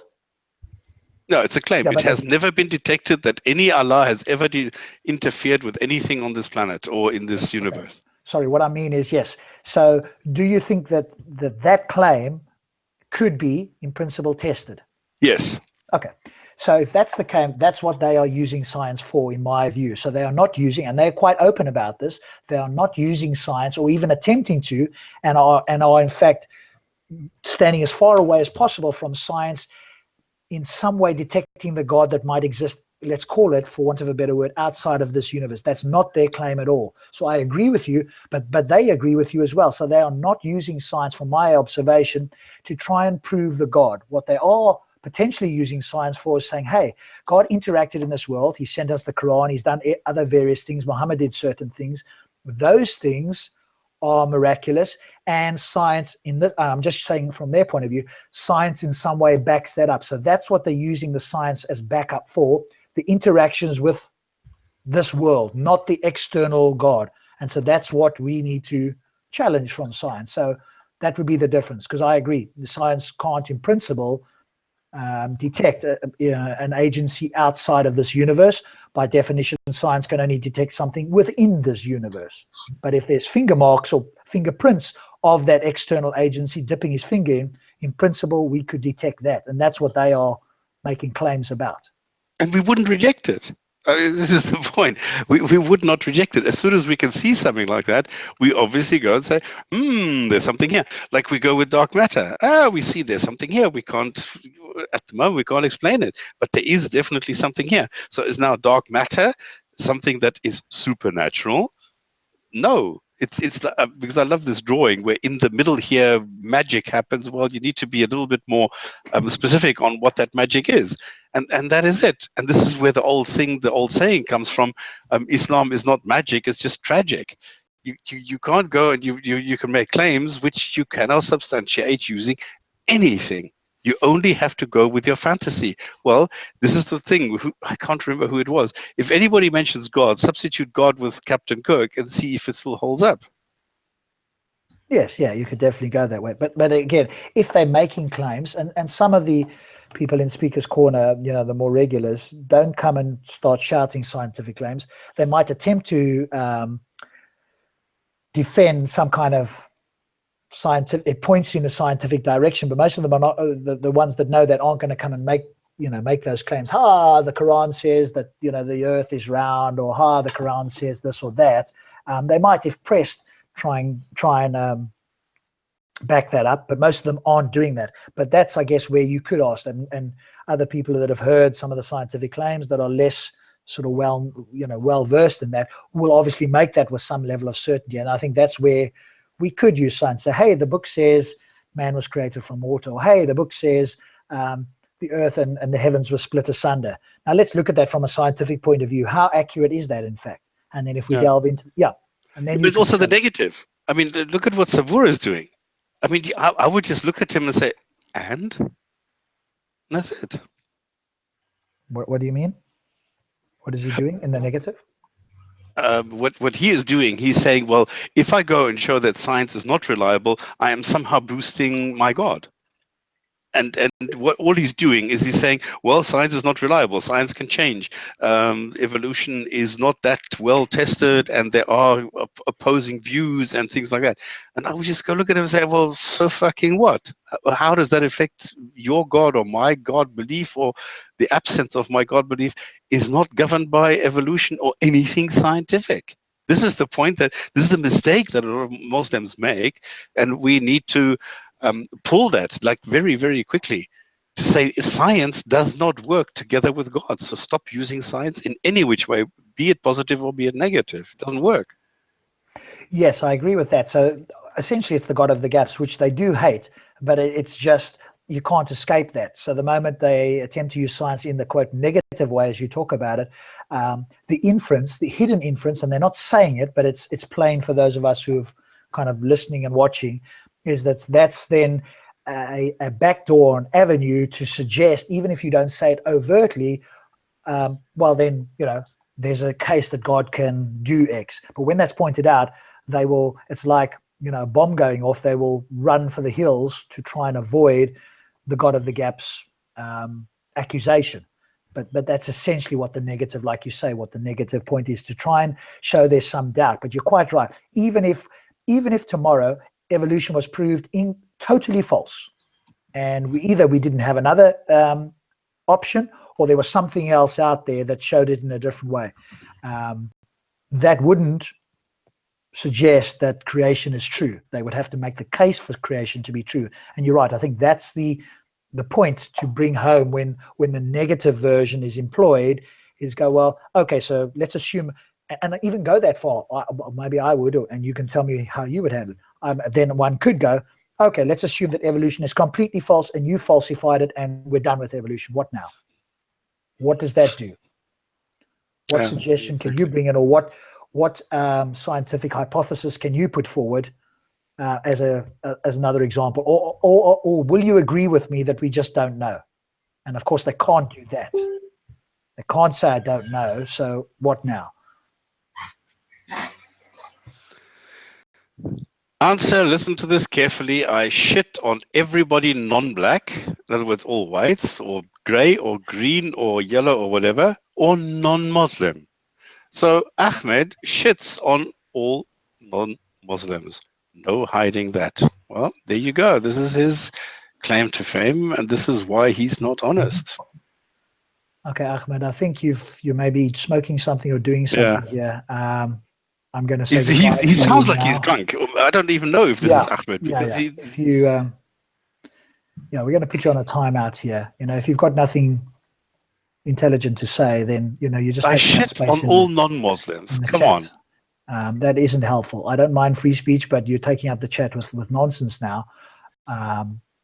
Because the thing is, this is going to go against Muslims. If somebody sees this, does a screenshot of this, goes out in the park and says, well, this is what Ahmed said, he shits on all non-Muslims. You know, who's going to still take him seriously? That's stupid. Yeah, you've got a point there, I suppose. I just don't see that as being in any way helpful here.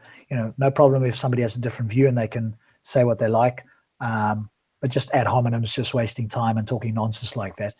Yeah, it's just not useful. But you're right. I suppose one could do a screenshot of it, but I didn't think that far. I'm perhaps not thinking that far ahead. Maybe he has been hacked. Who knows? Maybe it's not the real. Maybe it's not the real him. Who knows? It does sound like him. He's been behaving quite normally. He's is it? Okay. Yeah, he's just been getting a bit carried away. Right. Okay. Yeah. But to be fair, me and him have been going at it a little bit. But I'll be honest with you, Rob. They always start it. We always start with a reasonable conversation about the argument, and they deter it into something personal or something nasty. And it's always their call. They always turn it into that direction. Okay, and you don't find this moderation fair. Why don't you find this moderation fair? What should be fairer and what should be less fair? What should we do? What is your suggestion? Come on, how should we address this? Is that a question from the chat? So I guess the response to the chat is, if we said the things that was being said by that person to all Muslims, would you find that reasonable? And so just put yourself in the other person's shoe. He hasn't been booted, but I'm not sure that he's thinking clearly or that he hasn't got something else going on in the brain there at the moment. It's self-inflicting at the moment. But would it be okay? So it's just not valuable anyway. So I am a person of freedom of speech, but I also have control over this channel. And while I let people say things, I just think this is completely unhelpful. It's just wasting time. Excuse me? I have said similar things. I have said I shit on all Muslims. Excuse me? Come on. I mean, you're free to say these things, but come on, there should be a grain of truth here. This is stupid because I've never said that. I'm always the one who said, don't go and criticize Muslims, criticize Islam, not Muslims. Well, I agree. It's not a case of ad hominem. Introverted smiles. Man, what are you doing here? You know him? Yes. Okay. He's brilliant. I love the guy.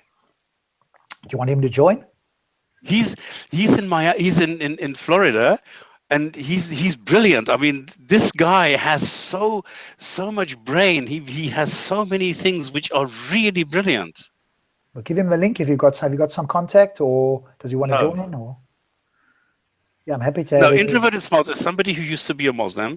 Mm-hmm. He woke up, got out of it, and then started, bringing his experiences. And he's been on a roller coaster ride ever since then, going up and down and doing all sorts of experiments on himself to try and find who he really is, where he actually belongs. And following that whole, journey has been really, really great. I love this guy. He's so good. He's just chilling. And he sits in his garage and does his videos and he says, well, I met up with this chick now, but now the Muslim in me says I'm not allowed to do this, but the person in me says I should, and the guy in me says I should definitely. How the fuck am I supposed to react? It's like very down to earth, very normal things. And I think this is brilliant. This is exactly the way that a person would react if he's just come out of Islam. Then he stopped everything and he says, no, I've been getting too many, hate things and too many death threats. I'm going to stop it. Then he chucked everything, deleted everything, then came back. Now he's back again. Lovely. So introverted smiles, Jesus, you're getting 15 thumbs up from me. Love your stuff. And I just found you again because, I get closed down regularly as well. So carry on doing what you're doing. It's carrying a lot of people through their doubts. It's carrying a lot of people through the phases that you went through by just giving them your honest opinion. And that is what it's all about. Okay, that's it. End of ads. Great. No, if Stops recommends you, I'll definitely check you out. If you have a channel, please feel free to put it on there. I will just add you as a moderator. I trust Stops as somebody of integrity and knowledge. So there we go. If you've got a channel, Introverted, please feel free to add that there and we can go and have a look. Stops doesn't often speak highly of people. So there you go. You must be doing something right. But you're right. I've noticed that with theists or ex-theists, and I've heard about it with Christians, and people have explained it on, the atheist experience, and I've had that conversation as well, where you kind of leave, and for us as non-believers, it just seems like, oh, they should just leave and it's all perfect. But there's a lot of internal conflict, and there's a lot of thoughts, and because you've had it going on for so long in your life, it's like, it's not, you just don't cut the cord and like life, suddenly you're a brilliant, atheist or whatever the case is. There's still, things that pull you back, and ideas probably when you're quiet at night. And I did notice, and somebody said at one of the other recent hangouts about hell, and judgment. And I think that's a big reason. If that wasn't the case, or they could, drop the belief that hell is even remotely true, that I think would go some way to, people making the split much quicker and cleaner and easier.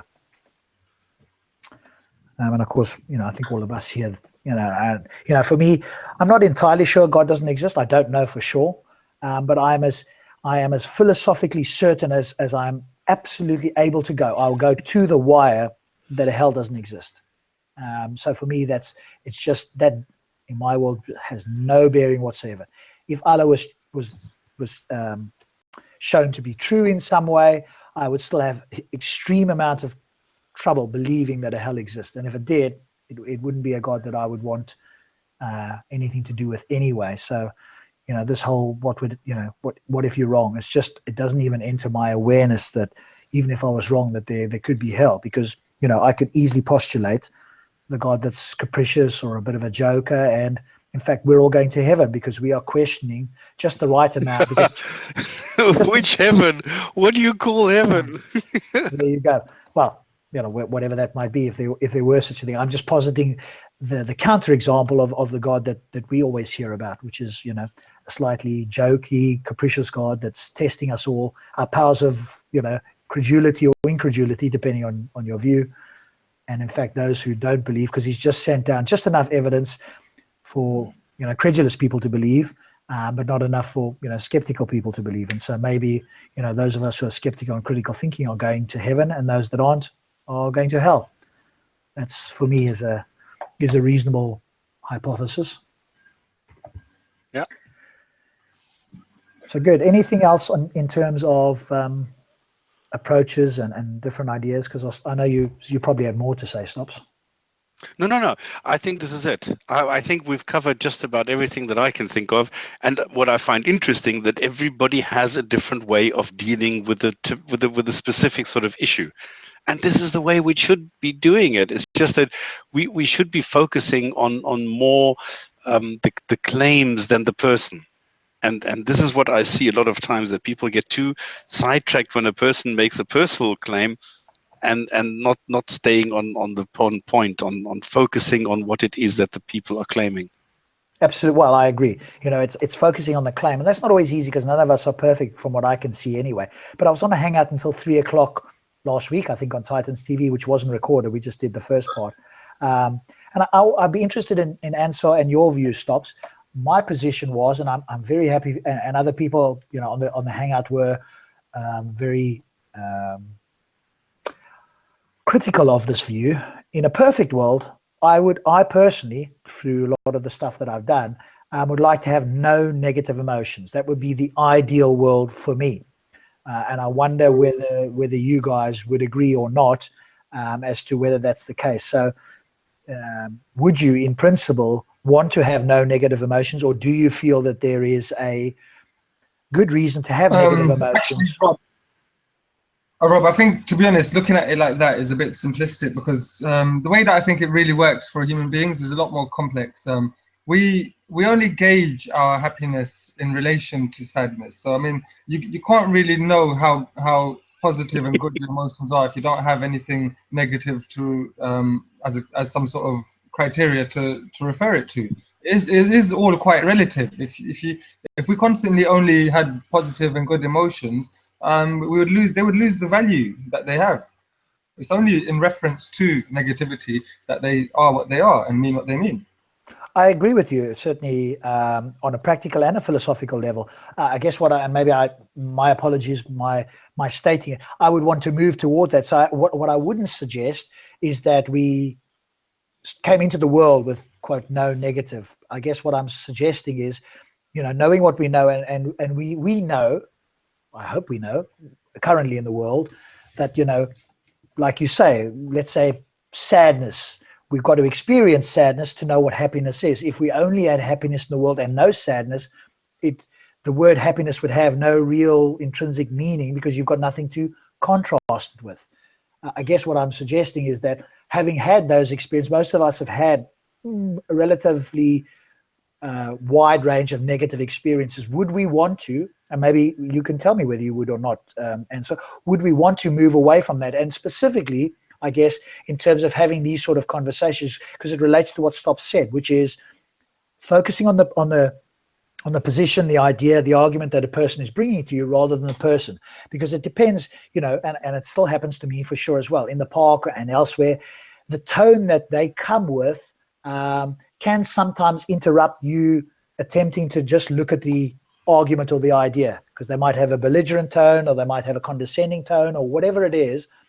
And if you could not feel that sort of negativity, and that's where I'm actually really focusing it on, that you could, in fact, deal just with the arguments. Because there probably are people out there who are very good at debates or discussions or whatever, who are listening to you, and doesn't matter what, ad homs or anything else get thrown, or the tone, they can just focus on what's being said and deal with that. Because really, as you agree, I think we all agree, that's the important part. Mm. Okay, before we stop, I've got Ilminsiya. What should we address? How should we address you? I take it that you are a Muslim or you're playing Muslim. Doesn't matter either way. Give us your idea. Give us your feedback. Tell me what you would like to see addressed. Tell us how you, if you were a Muslim, how would you like to be addressed other than as sir and ma'am? It's a little bit like the question, what do you, it's an old question, what do you call a chimpanzee with a AK-47? Sir.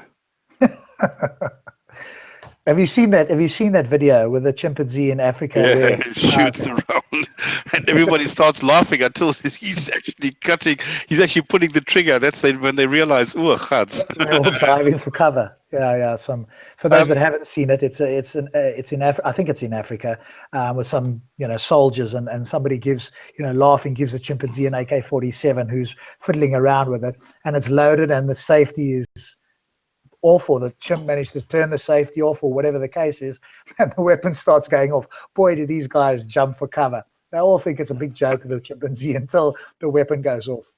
And you see, this is the point.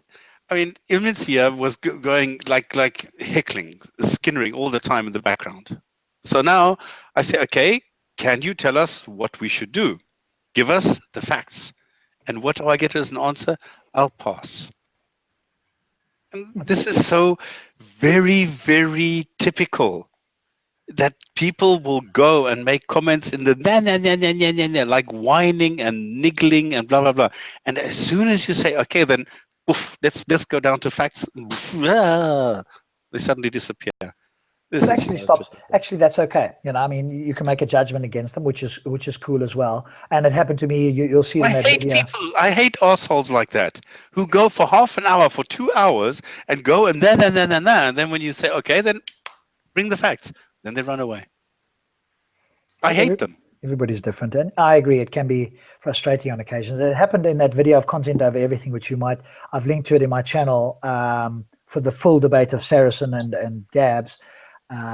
Where obviously when he said that you were attacking Islam and then you asked for proof, and then he actually came off camera afterwards and apologized and said, you know what, okay, I could have done it differently. So I said, well, that's fine, I accept your apology. It wasn't a major thing anyway, but you're right. So you get the hecklers, but then when you turn to them and ask them, okay, I'll do it quite nicely normally, occasionally I might just get a bit frustrated and say something else. But normally I'll say, okay, well, come and join the conversation. Then you're right. Then they sort of step back. So it's easily in a crowd. But when you are then asked to step forward and share something, then you're absolutely right. And, that's just, some people are like that. They feel safe in a crowd. It's easy to throw out a few heckles when you're in a crowd and, you're one of the faces. But when you are then, the spotlight is turned on you because you're saying something, then, you're likely to sort of fall back into the crowd and not want to do that. And yeah, well, certainly at Speaker's Corner, I've got used to it. So it's just part of what it is. Now, if you're a good heckler and you can stand your ground, now, that's pretty good. Okay. Yeah. So the guy, Steve, you've probably all seen it. There's 1.8 million views of Steve, the British guy, going on that rant about Islam. If you haven't seen it, go and watch it. It's on a channel called CV. And he's going on a rant, and then you've got Muhammad Tawhid, I think it is, that's there. And Steve just goes off on a rant. Now, but if you have a conversation with Steve, he's quite erudite and he's pretty good at and I think he's got some knowledge on evolution as well. He's a non-believer. So he's kind of one of the guys that's kind of a pretty good heckler. And you'll actually see him heckle Sabur in a video as well. Now, of course, because he understands some evolution, he's quite effective. But if you have a discussion, he's pretty good as well. So he's sort of the one that can kind of do both. But you don't see him that often in videos, and he normally doesn't stay late at the corner anyway. He's there early and sort of gone by 3 o'clock or something. How come I haven't seen this? Which one? Steve. Oh, you haven't seen the 1.8 million view one? No. Oh, okay. Let me... Oops. Am I gone? Are you gone? Sorry, I just muted myself. Then okay. Carry on. I'm just going to very quickly find that one.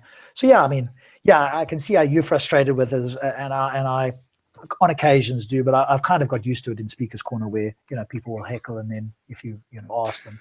My channels did not get DMCA'd. No. This was a false flag operation where I was accused of all things, the irony of sending out spam.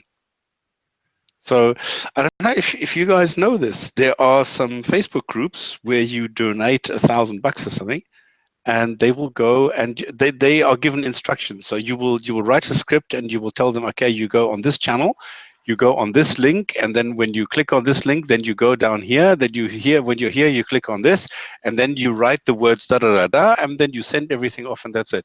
So this is actually what is happening.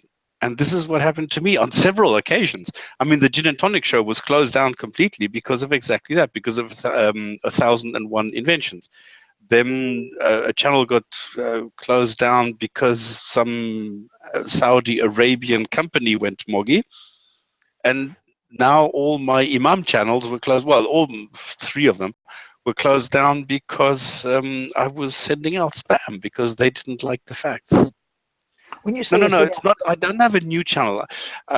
What I've done is I've opened the Speaker's Corner Analyzed. I'm keeping my stuff spamming. I'm keeping the skeptical. I'm keeping all that stuff, but I'm just not bothered with now opening new channels and uploading everything. I put everything on Minds, on Vimeo, and Dailymotion.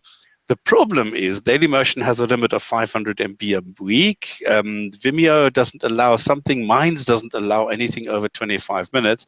And because some of my videos are longer, this is also a problem. So I don't even know what I'm going to do with this.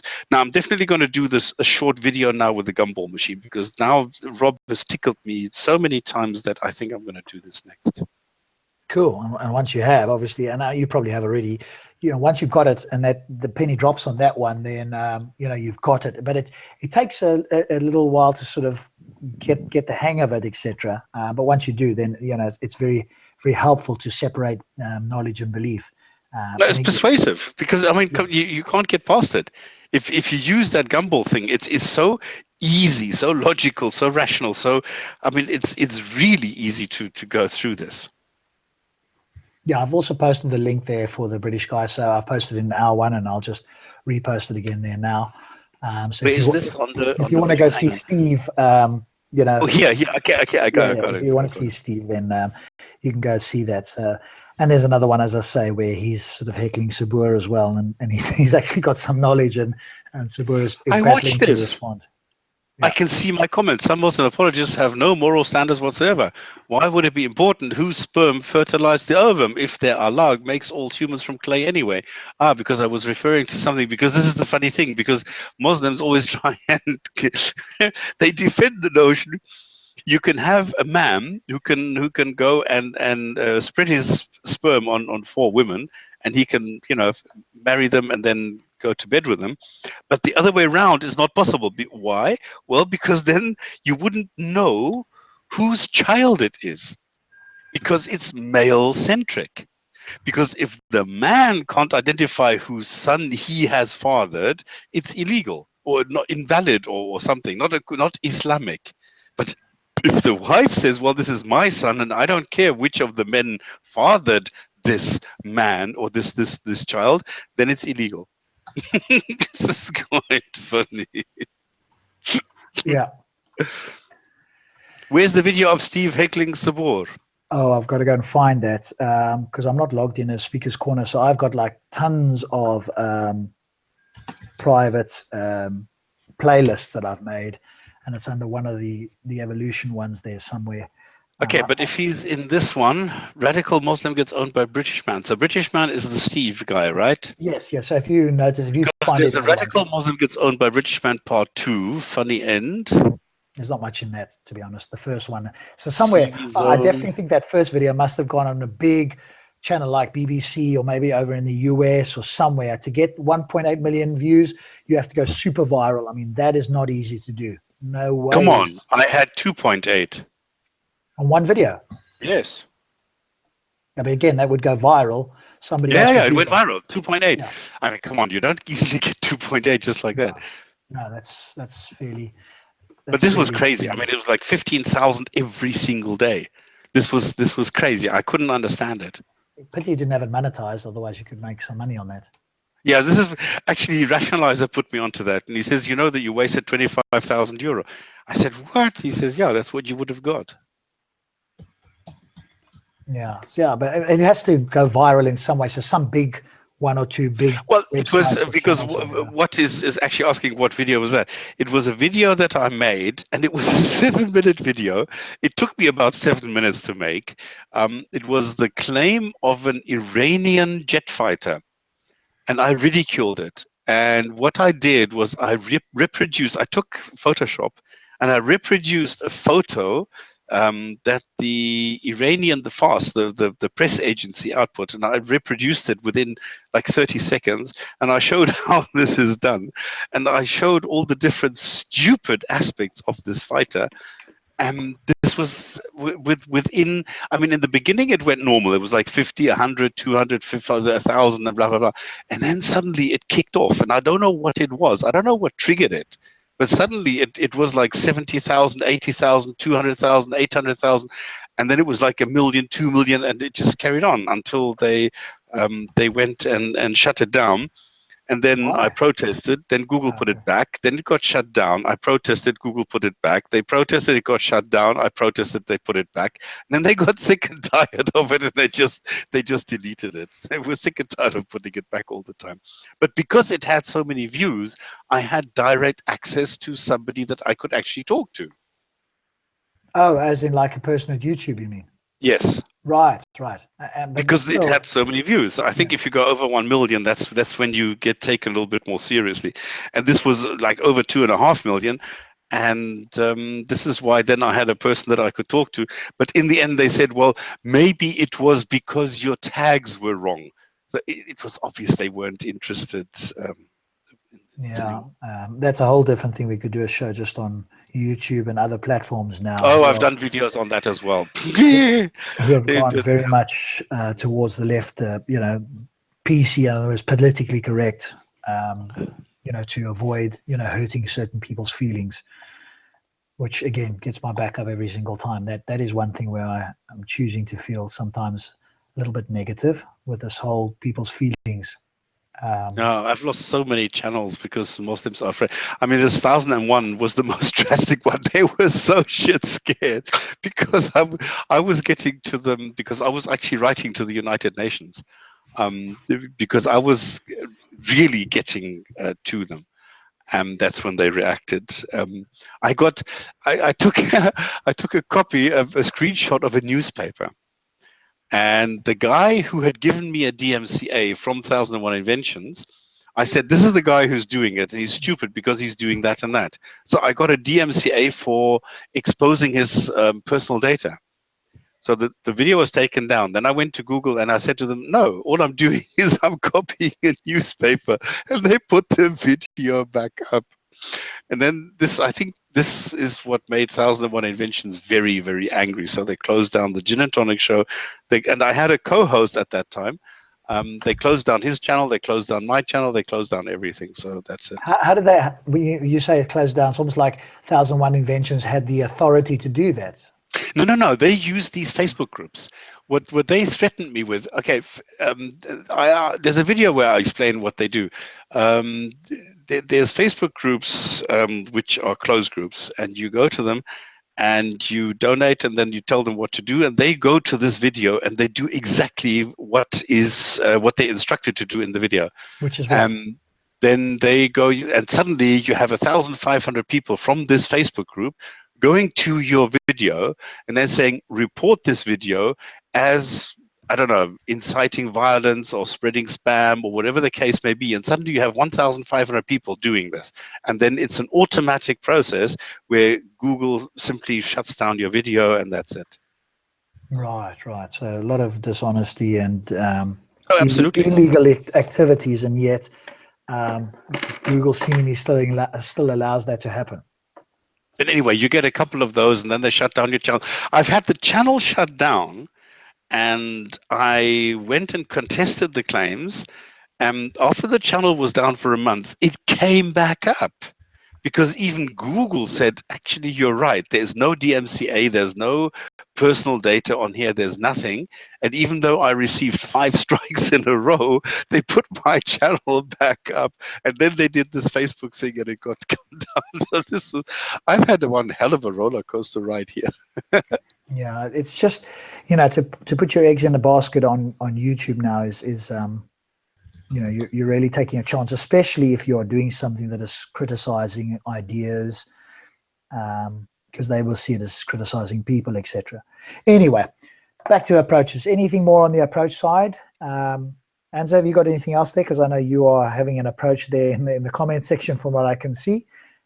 Stops, anything more? Because you seem to have some other ideas that you wanted to get to. Maybe we didn't get to that because we've spoken about other pieces. No, it's just stay on the facts. Go if it doesn't matter whether you're talking to this what you call polite Hamza or something. Don't go into science. Don't go into that. Go into their claims. Ask, what is your claim? What is your claim as a Muslim, not as a scientist or something like that? Always stick to the Quran. That's my advice.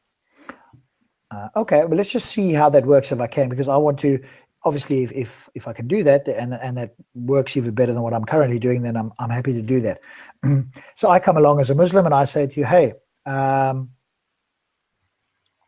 think God created the universe, and in the Quran it says the vastness of space is expanding. So that matches what we currently understand with the science, and to use Ahmed's term, things are unlimited. You can't create limited from limited. It must be from unlimited. How do you respond?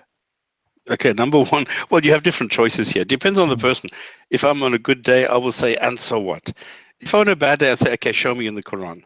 And then he has to admit that he can't show, because musiyun, the word that they use for this, it does not mean, it's not a verb, okay? So you can't use musiyun as something that is expanding. So the way that it was actually used, it's not only vast, but it's expansive. So it's a proverb. So it's an expansive creation of universe, and you can't suddenly change that into a verb saying that is expanding. It's impossible. So what you are doing is you're adding onto the Quran, you're changing the Quran around. You're not allowed to do that. Fuck you. Well, I mean, a number of the recognized translations are doing that now, aren't they? So you're Yeah, saying, but they don't. Yeah, but you need to look at the verb. You need to look at the root of the word, and you need to look at the usage in the ancient Arabic, because as soon as you go into translations, you're automatically going into interpretation. And if you're going into interpretation, well, then it doesn't matter what you're looking at. So you need to look at the original here. But like I said, it doesn't really matter. It doesn't really matter. If the Quran says it's an expanding universe, where does that get you? All it says, it's an expanding universe. And now what? What are you going to do with that? okay, Well, so it's a miracle. Okay, great. It's a miracle. So somebody said something about the universe that we only recognized 50 or 100 years ago. So what? And now what? How does that get you from that point to a God? well, if it's a miracle, then by definition, that's something supernatural. Well, no, it's not. It's just something remarkable.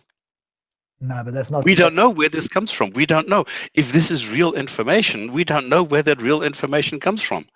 I mean, how are you going to get from remarkable information to a God? Why is it that only a God could have known this? Well, because the claim is that, of course, they would not have known this at the time.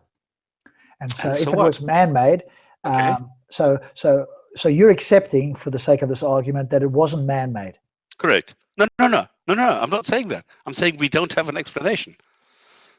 No, but nobody knew that the Earth was. Nobody. Okay, so a Muslim might say to you, "Well, stop. Do you agree that nobody in the 7th century knew or had any inclination that the universe was expanding?" Because hell, Correct. even the Yeah. best scientists Okay, of the world didn't know Yeah. that. Yes, I'll accept it. And so now we know that it is expanding, and would you agree that the only possible solution? I'm just playing devil's advocate. Would you Yeah, I agree that the understand. only possible solution is that it would have to have been non-human that would know this, because no human knew this? Why is it non-human? Well, because no human on the planet knew that the universe was expanding. That only How do came. you know that? How do you know that? Well, because all the information that we have historically is that they had no telescopes. There's no information to say from anybody anywhere ever that they knew that the universe was expanding prior to 1925. I'm just playing devil's advocate. Yeah, I understand that. But Yeah. look, how long did it take for the knowledge of a couple of people who knew that our planet was actually a sphere before this became common knowledge?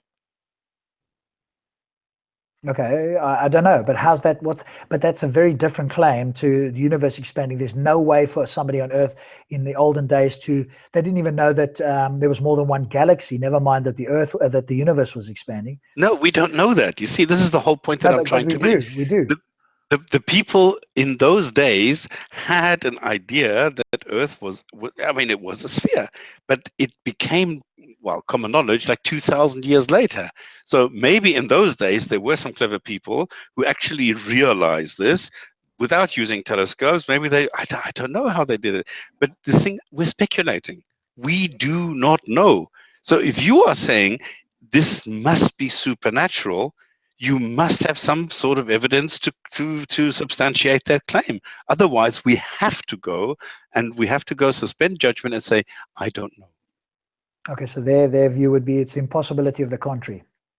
But then you're making a claim. You're speculating. You don't know this. No, but it's reasonable to suspect that if no human knew this, and which you agreed with. Why is that reasonable? That no human knew this? No, but you agreed. I said we don't know. We don't know if a human knew this or not. Oh, when I asked you earlier, you said, no, I agree. I agree that we don't understand how a human could have known this at the time. But we don't know for sure that nobody knew this. Okay. I think you pushing hard. I'm going to extremes. I'm pushing it. Absolutely. I agree with you. And I wouldn't even do it like that. I would never do that. I wouldn't do. Well, that's why. It's too difficult. Well, that's why, that's why I wanted to see how it would run for you, because, if you allow in the possibility of a miracle, now you're very much on the back foot. And the moment you've accepted that a miracle is possible, that in fact nobody could have known this, and you accept that, and you accept that it's a miracle, now you're on the back foot. Now I'm just showing that this is a possibility. This is just one avenue to take, but I would not do that because it's exactly as you say. It's too difficult, and it's very difficult to actually rationally reason this whole approach. No, I would not do that. If somebody were to do that, I would go exactly the way that I would say, well, number one, this is my TTT, the three truth tests. Does the Quran say it? Is it actually a miracle? And what is reality? So this is the way that I compare it. This is where I come up with expansive, and I look at the verb, and it can't be, so it doesn't make sense. All right. Okay, so you're just going with the word, and so that's the way you are shutting this down. I'm looking at the Quran itself, yes. Okay, So I'm looking at the grammar, I'm looking at the construction of the sentence, and I'm looking at the wording itself to see, like the same with the egg. I mean, dahaha, it's the same thing. It's a verb. Are you telling me that God egged earth? This is what you're saying. It's a verb. So you can't egg earth. But this is what they're saying, because they're suddenly changing the grammatical construct to go from a verb into something. He constructed it egg-shaped. But then it's an adjective. It's no longer a verb. But the verb is very much there in the Quran, because it says he spread it out. The daha is the it, and the daha is spreading.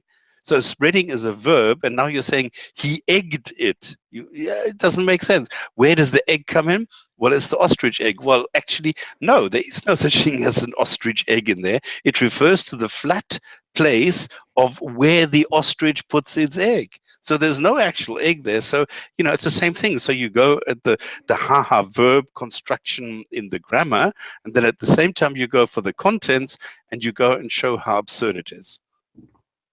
Okay, so I'll see if I can get one or two of the Speakers Corner guys who think that they're really smart with this sort of thing, and see if we can get them on the channel here. I suspect they probably won't want to come on here, but I can ask them with that sort of... Well, ask them if they know what musayuna is. The word musayuna, which is being used in the Quran for the expanding, or dahaha, if they know what that actually means. Tell them to go prepare themselves to understand what these words actually mean, and to go and check the grammatical structure of the Quran, because you can't get past the Quran. You can't just tell me, well, if God said it's a verb and you are changing it from a verb to an adjective, is that really what you want to do? Is that where you want to go? Yeah, I mean, obviously I'm not knowledgeable enough on that one to say, but from what you're saying, if that is the case, then that would be problematic, unless you can find, I don't know what their response would be to that. They can't. They go the Zakir Naik way of saying, well, God made it egg-shaped. Okay, let's take a look at the Quran. What does it say? Oh, really? It's the ha-ha, da-da-da-da-da. I can just repeat it. So, the same thing. Right, okay. Cool. Well, maybe you can do more of the street epistemology approach and see how well that works. But again, that would maybe try your patience a bit. Yes, but I like that. It's a challenge. Come on, it's something new. Well, no, do it. It's definitely much better than jumping on people, because I've done that for the last 3 years. And so what? Yeah. But, okay, I must admit, I get quite a lot of feedback. I'm actually surprised. Because there's a lot of people who write to me privately and say, okay, what you have done is you have made me question my belief by taking the facts and showing exactly the way what I'm doing now is. It sounds so logical when you are saying it, and yet when I hear my imam, it's the opposite. So I went and researched it, and that's the end of the story. And this is what I get from a lot of people. They're saying, you actually made me question because you were so logical, so rational, and so adamant that this is the way that it is, that I thought, I wonder if there's something there. And that's when they start questioning, and that's the end of the story. So there's a lot of people that give me feedback and saying, that's exactly what I needed to push me over the cliff, and that's it, end of Islam. Yeah, is that from some of the videos you've done, or is that exactly, conversations you've had with people? It's both. It's both. Okay, I mean, even interactions where people have questioned me and said, listen, are you sure you know what you're talking about? Yeah, I am. Yeah, well, obviously you've got a bit more certainty because you've done more researches on this than I have specifically. And I've got probably a guy now. Do you know the word banan, for example? He says to me, well, the fingerprints are at the end of our fingertips, and that's why the Quran mentions the word banan. I said, no, the word banan only refers to the fingertips, because if you say a sword is going to cut off my fingerprints, I don't think that makes a lot of sense. And this is where, in the end, he had to concede and say, oops, okay.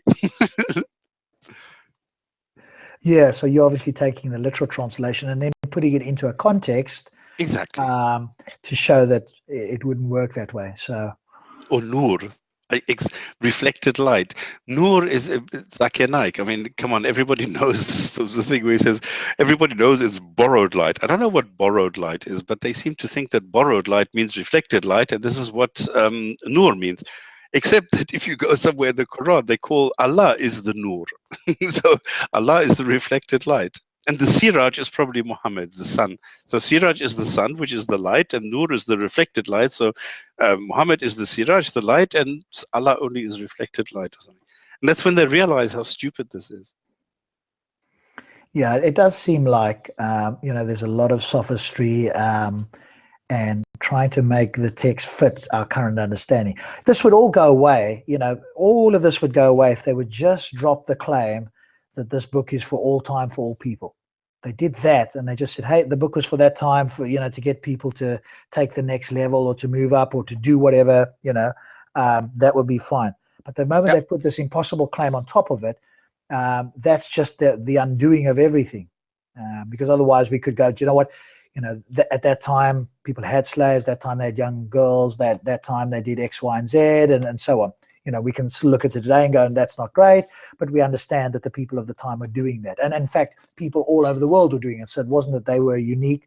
They were doing what people at that time did. And, it is what it is. But now you make this, almost impossible, well, not almost, but this impossible claim that it's still valid today. And that's where, this sort of sophistry and tap dancing and so forth comes in order to make it fit with, in particular, Western civilization. So the clash with Westerns, or the conflict or the collision with Western civilization and Islam, particularly where people like yourself and others, and I've hardly started really, and Bill Warner and others have started to really investigate this sort of thing, and now it's becoming a much more challenge. I'm guessing that somewhere in the Middle East or in the Islamic world, all they have is scholars trying to make this fit. Going, okay, what have the Westerners said? How do we make this fit so that it looks more reasonable to the mass of people that might read this, either in English or something else? It still will never work for you personally or people that have investigated, but at least we can give the people who are never going to read this or look into this as much as you or they have something to respond with that sounds quite reasonable in big inverted commas. So I guess that's an industry. It isn't in Christianity. So I'm guessing, Islam is attempting to catch up now with the whole apologetics movement, so to speak, as we know, specifically here in the UK with one particular organization among many others, I'm assuming. So yeah, good. I think we've covered it. Anything else from yourselves, Ansar, or anything in the comments? Otherwise, I think we can bring it to a close. That's been. Sorry, Ansar, what did you say? I didn't say anything. Oh, okay. Anything more from your side? Any changes you're going to make, or anything? Or are you still quite happy with your approach as it is, and you feel it's successful for you? Yeah, I mean, to be honest, like I say, I don't think it's necessarily successful, but I just don't think that's my fault, because I know that I'm an intellectual person, and I know that my genuine reasons for entering into a debate with somebody are intellectual reasons. I genuinely want to find out what's going on in reality. So I am there for the right reasons, and therefore I ask the right questions and I stick to the topic at hand. So a lot of the problems we face are genuinely their fault. So I'm pretty much going to stick to my way of doing things. Maybe I could adopt your approach a bit more, just for the sake of the fact that not everybody is that is that serious about the intellectual side of things as me, or that honest about it. You know, your approach works a lot better, but I think that you're a little bit too charitable with them. Yeah, And you everybody's approach is different. give them too much opportunity to waste your time and waste up, you know, the waste your camera film, and it makes, you know, the more they talk, it eventually, some people might think they actually have got a point when the fact is they don't. Yeah, you're right. That could be another way of doing it. I you know, for me personally, I like somebody to speak because they will either, you know, expose themselves or expose the idea more than maybe they would have otherwise. But you're right. There's definitely sort of different approaches. I mean, I do think a middle ground between, say, me and you would probably be ideal, because you know, there's definitely some things from the way that you do things. I definitely do appreciate that sometimes you get a lot more out of the situation. Yeah, And this, you definitely this get a is, lot less negative. yeah, but Ansar, this is one thing we've forgotten, because if you go and you are a little bit more docile, it is being taken as weakness. And this is why a lot of Muslims will still speak to you, because they still think they can get their 2,500 points in for a conversion. So they will still start a conversation with you, because if you remain a little bit more quiet in the beginning, they think, it's an easy target. But then I agree with you, because sometimes when I see Rob talking to them, honestly, it flabbergasts me that they don't give him the respect that he deserves when he's talking to them. Because when Rob's speaking, I literally pay attention and I'm prepared to take notes, because I always learn something new. Rob is a very intelligent person, and he's a very thorough thinker as well. So I take the opportunity to really listen, but I can see them totally ignoring him, and I think that it's just not. They just don't deserve to have somebody the caliber of Rob. Yeah, but it depends what you want to achieve, because Rob made a very good point to me once, where he said, if I were to go to Speaker's Corners with my approach, how long would I last? Half an hour, because then nobody would approach me anymore, because they would think, oh, fuck, no, this is far too difficult. Let's stay away from him. This is that is true as well. So, you know, yeah, fair enough. Look at the way Ike approached things. Yes. You know, that approach shut down very quickly. Now you can do that, and you can keep doing it. I think if you're somebody who's going to go down there a lot, then that approach will quickly get you the reputation of like a bit of a Sarah approach. You know, in that sense. Now, not the same. Not to say it's the same, but that you'll get that approach where people just won't speak to you, and you become known as because they're just afraid of you. Yeah. Yeah, but to be honest, that's happened to me anyway. And the only reason it's happened to me is because I refuse to put up with their bullying. When they start to get like physically intimidating and I stand up to them, that's just as bad as anything else we do anyway. Yeah, but you have this added appeal that you were a Muslim once. Don't forget that. Yeah, but that shouldn't really matter though, should it? Oh, it matters a lot. I know it does, but I mean, you know, I still expect people to simply focus on the arguments and the points and the topic at hand, and all those other things are irrelevant. Yeah, but remember, there's a lot of racism in Islam, and if you go there as a white guy, you definitely don't have the same appeal as a guy with a bit of a tan. Yeah, that's for sure. Yeah, right. There is some extra hatred there, definitely. I'm not absolutely, and it's a challenge as well at the same time. Come on, don't underestimate that. In the beginning, before I made it known exactly what my position was, and I'd only ever spoken to, say, Ali, had a debate with Ali. A lot of Muslims who didn't know my position, they would talk to me assuming that I was a Muslim. And you know what? The minute they found out that I'm not, it was a complete change in the way that they would. Like before, they'd open up and tell me the truth. Oh, yeah, this guy's like this guy. And then afterwards, they'd be like totally different, like we're strangers or something. And I'd be like, oh, okay. So I did notice a huge change there, which, you know, you're right. So you probably experienced that firsthand. Yeah. It was funny because I look at those people and I would still try and treat them the same, but it would just not be forthcoming from them. I'd let them down in some way. Yes, I mean, I hear that a lot in Speaker's Corner. Any Muslim that's become, or any ex-Muslim was never a real Muslim. You know, the no true Scotsman fallacy. Of course. Who is a real Muslim and who makes that determination? Yeah. So, of course, if you really understood it, so what they attempt to do now is ask certain questions. And if you can't answer one or two questions, that might actually, not every Muslim would have known anyway. You might have left. Of course not. I'm sure the majority of Muslims don't know the questions they ask. These are some very specific technical issues that they particularly have decided. I'll be honest with you, in my growing up, I was told from pretty much my whole community of Muslims, from the area that we're from, they all said the only thing that determines whether you're a Muslim or not is reciting the kalma. That is the fundamental thing. As long as you do that and you believe it, that would always make you a Muslim or not. That would be the only overriding factor. And then afterwards, you'll be judged on how good a Muslim you are.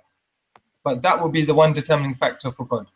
So I don't know if that's, according to them, if that's valid or not. But the fact of the matter is, I know that there's communities of people, millions of people, who all hold on to that as a deciding factor. Yeah.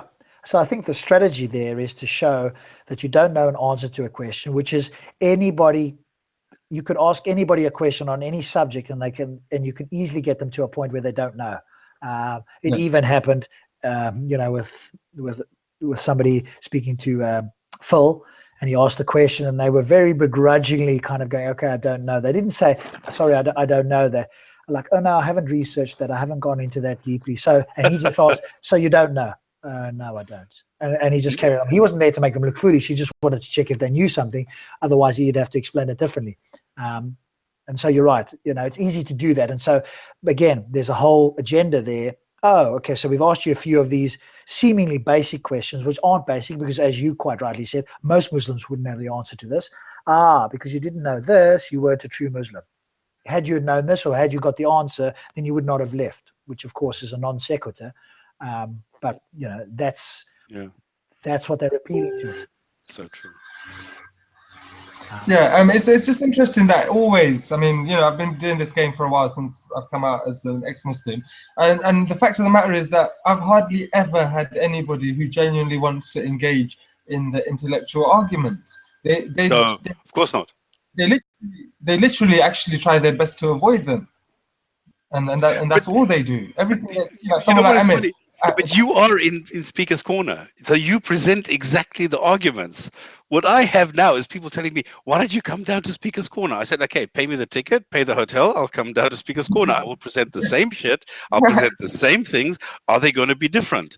And this is the point, it's so funny, it's so petty that you are there presenting the same thing and you are there and they don't really know what to do with it. I see Rob there every week and I think to myself, I couldn't present the argument that well. And they're not listening to me, but they're certainly not going to listen to me. So it really doesn't make that much difference. They just want to go through their spiel of making a fool out of another atheist or another ex-Muslim, and they just do it all for their ratings. Their lives revolve around the popularity aspect of their involvement with the religion. Believe me, that is the central aspect for them. None of them really care about it. They just found an angle in their sad little lives. They're not that clever. They haven't got that much to offer the world. They found a sad little angle where they can be popular. It doesn't mean much to a lot of people, but the fact is their community is made up of Muslims. 90% it is the popularity. Are Muslims. So to be a big shot in their community, it's all that counts. It's all that matters. Yeah, look at Ali. What's his Ali Diwan or something? I mean, that's exactly his only appeal. Yeah. Or what's this other idiot? This guy in the States who's running around with this huge baseball cap, who's got millions of followers, and he's like a pop hero, and the girls go crazy when he arrives anywhere. And there's no substance. There's absolutely nothing. There's only popularity. That's it. Yep. The thing is, I remember I took him apart, and he didn't have anything to respond to. Yeah, I mean that's the sad thing. They don't need to have much meat behind their intellect, even their experience of the world. They have nothing really to offer except they tell people the same old rubbish that they want to hear. The same old crappy arguments that they've heard since they were 5 years old, and they've been forced to accept as good arguments, which are not good arguments. They're pathetic. If you ask any genuinely reasonable child of the age of 6 or 7, they will deconstruct those arguments. They will. As long as they haven't been brainwashed beforehand. And the fact of the matter is they are literally that pathetic. Because as soon as you take them to task, they fold. Yeah, and this is why these guys have to find so many other ways of avoiding having... Look, someone like Mohammed Hijab, he knows exactly what his arguments are based on. He knows exactly what this sources are. But he'll turn around and tell you, you can't know anything that you read or see with your eyes is reliable because your senses are, you know, not 100% reliable. And then you say to him, well, how do you know when you're reading the Quran whether that's true? Oh, because we have an objective. What are you talking about? Just because you've made it up and called it objective and it's magical, which means it's less objective than reality. It's just pathetic. I can't believe someone like you did that, but he does that. And it works on ignorant people who just want to hear the outcome, which is Islam is true. That's it. Okay, Rob, Yes, that's sir. it. Good. Guys, thank you so much for coming on. I think that was very good, very interesting, different approaches, and we'll keep this on the channel. Thanks to all the viewers. Lots of people tuned in. We will be back potentially another night if Stops and I or Answer or anybody else feels like doing another one. But we'll be sure, we'll definitely be back on Friday, 7 p.m. UK time or 8 p.m. UTC for part 2 of kind of pre-Islamic history. So Abu will dazzle us with some more ancient stuff. Somebody in the chat did ask about ancient civilizations. Well, Abu will kind of touch. I don't know how ancient we're going to go. This normally focuses on Islam. So we'll be doing part 2 of pre-Islamic or thereabouts, pre-Islamic civilization to whatever degree. Thank you, guys. You what? Thank you very much. I like your approach. This is another channel that you should look at. I like the way that he collects different views from different channels, from different videos, from different places, and puts them together. Very nice effort. Thanks, Watt. Yes, indeed. So feel free to post your YouTube link in the chat for people to go and watch. And the chat will stay up for a few minutes, I think, after we finish this now.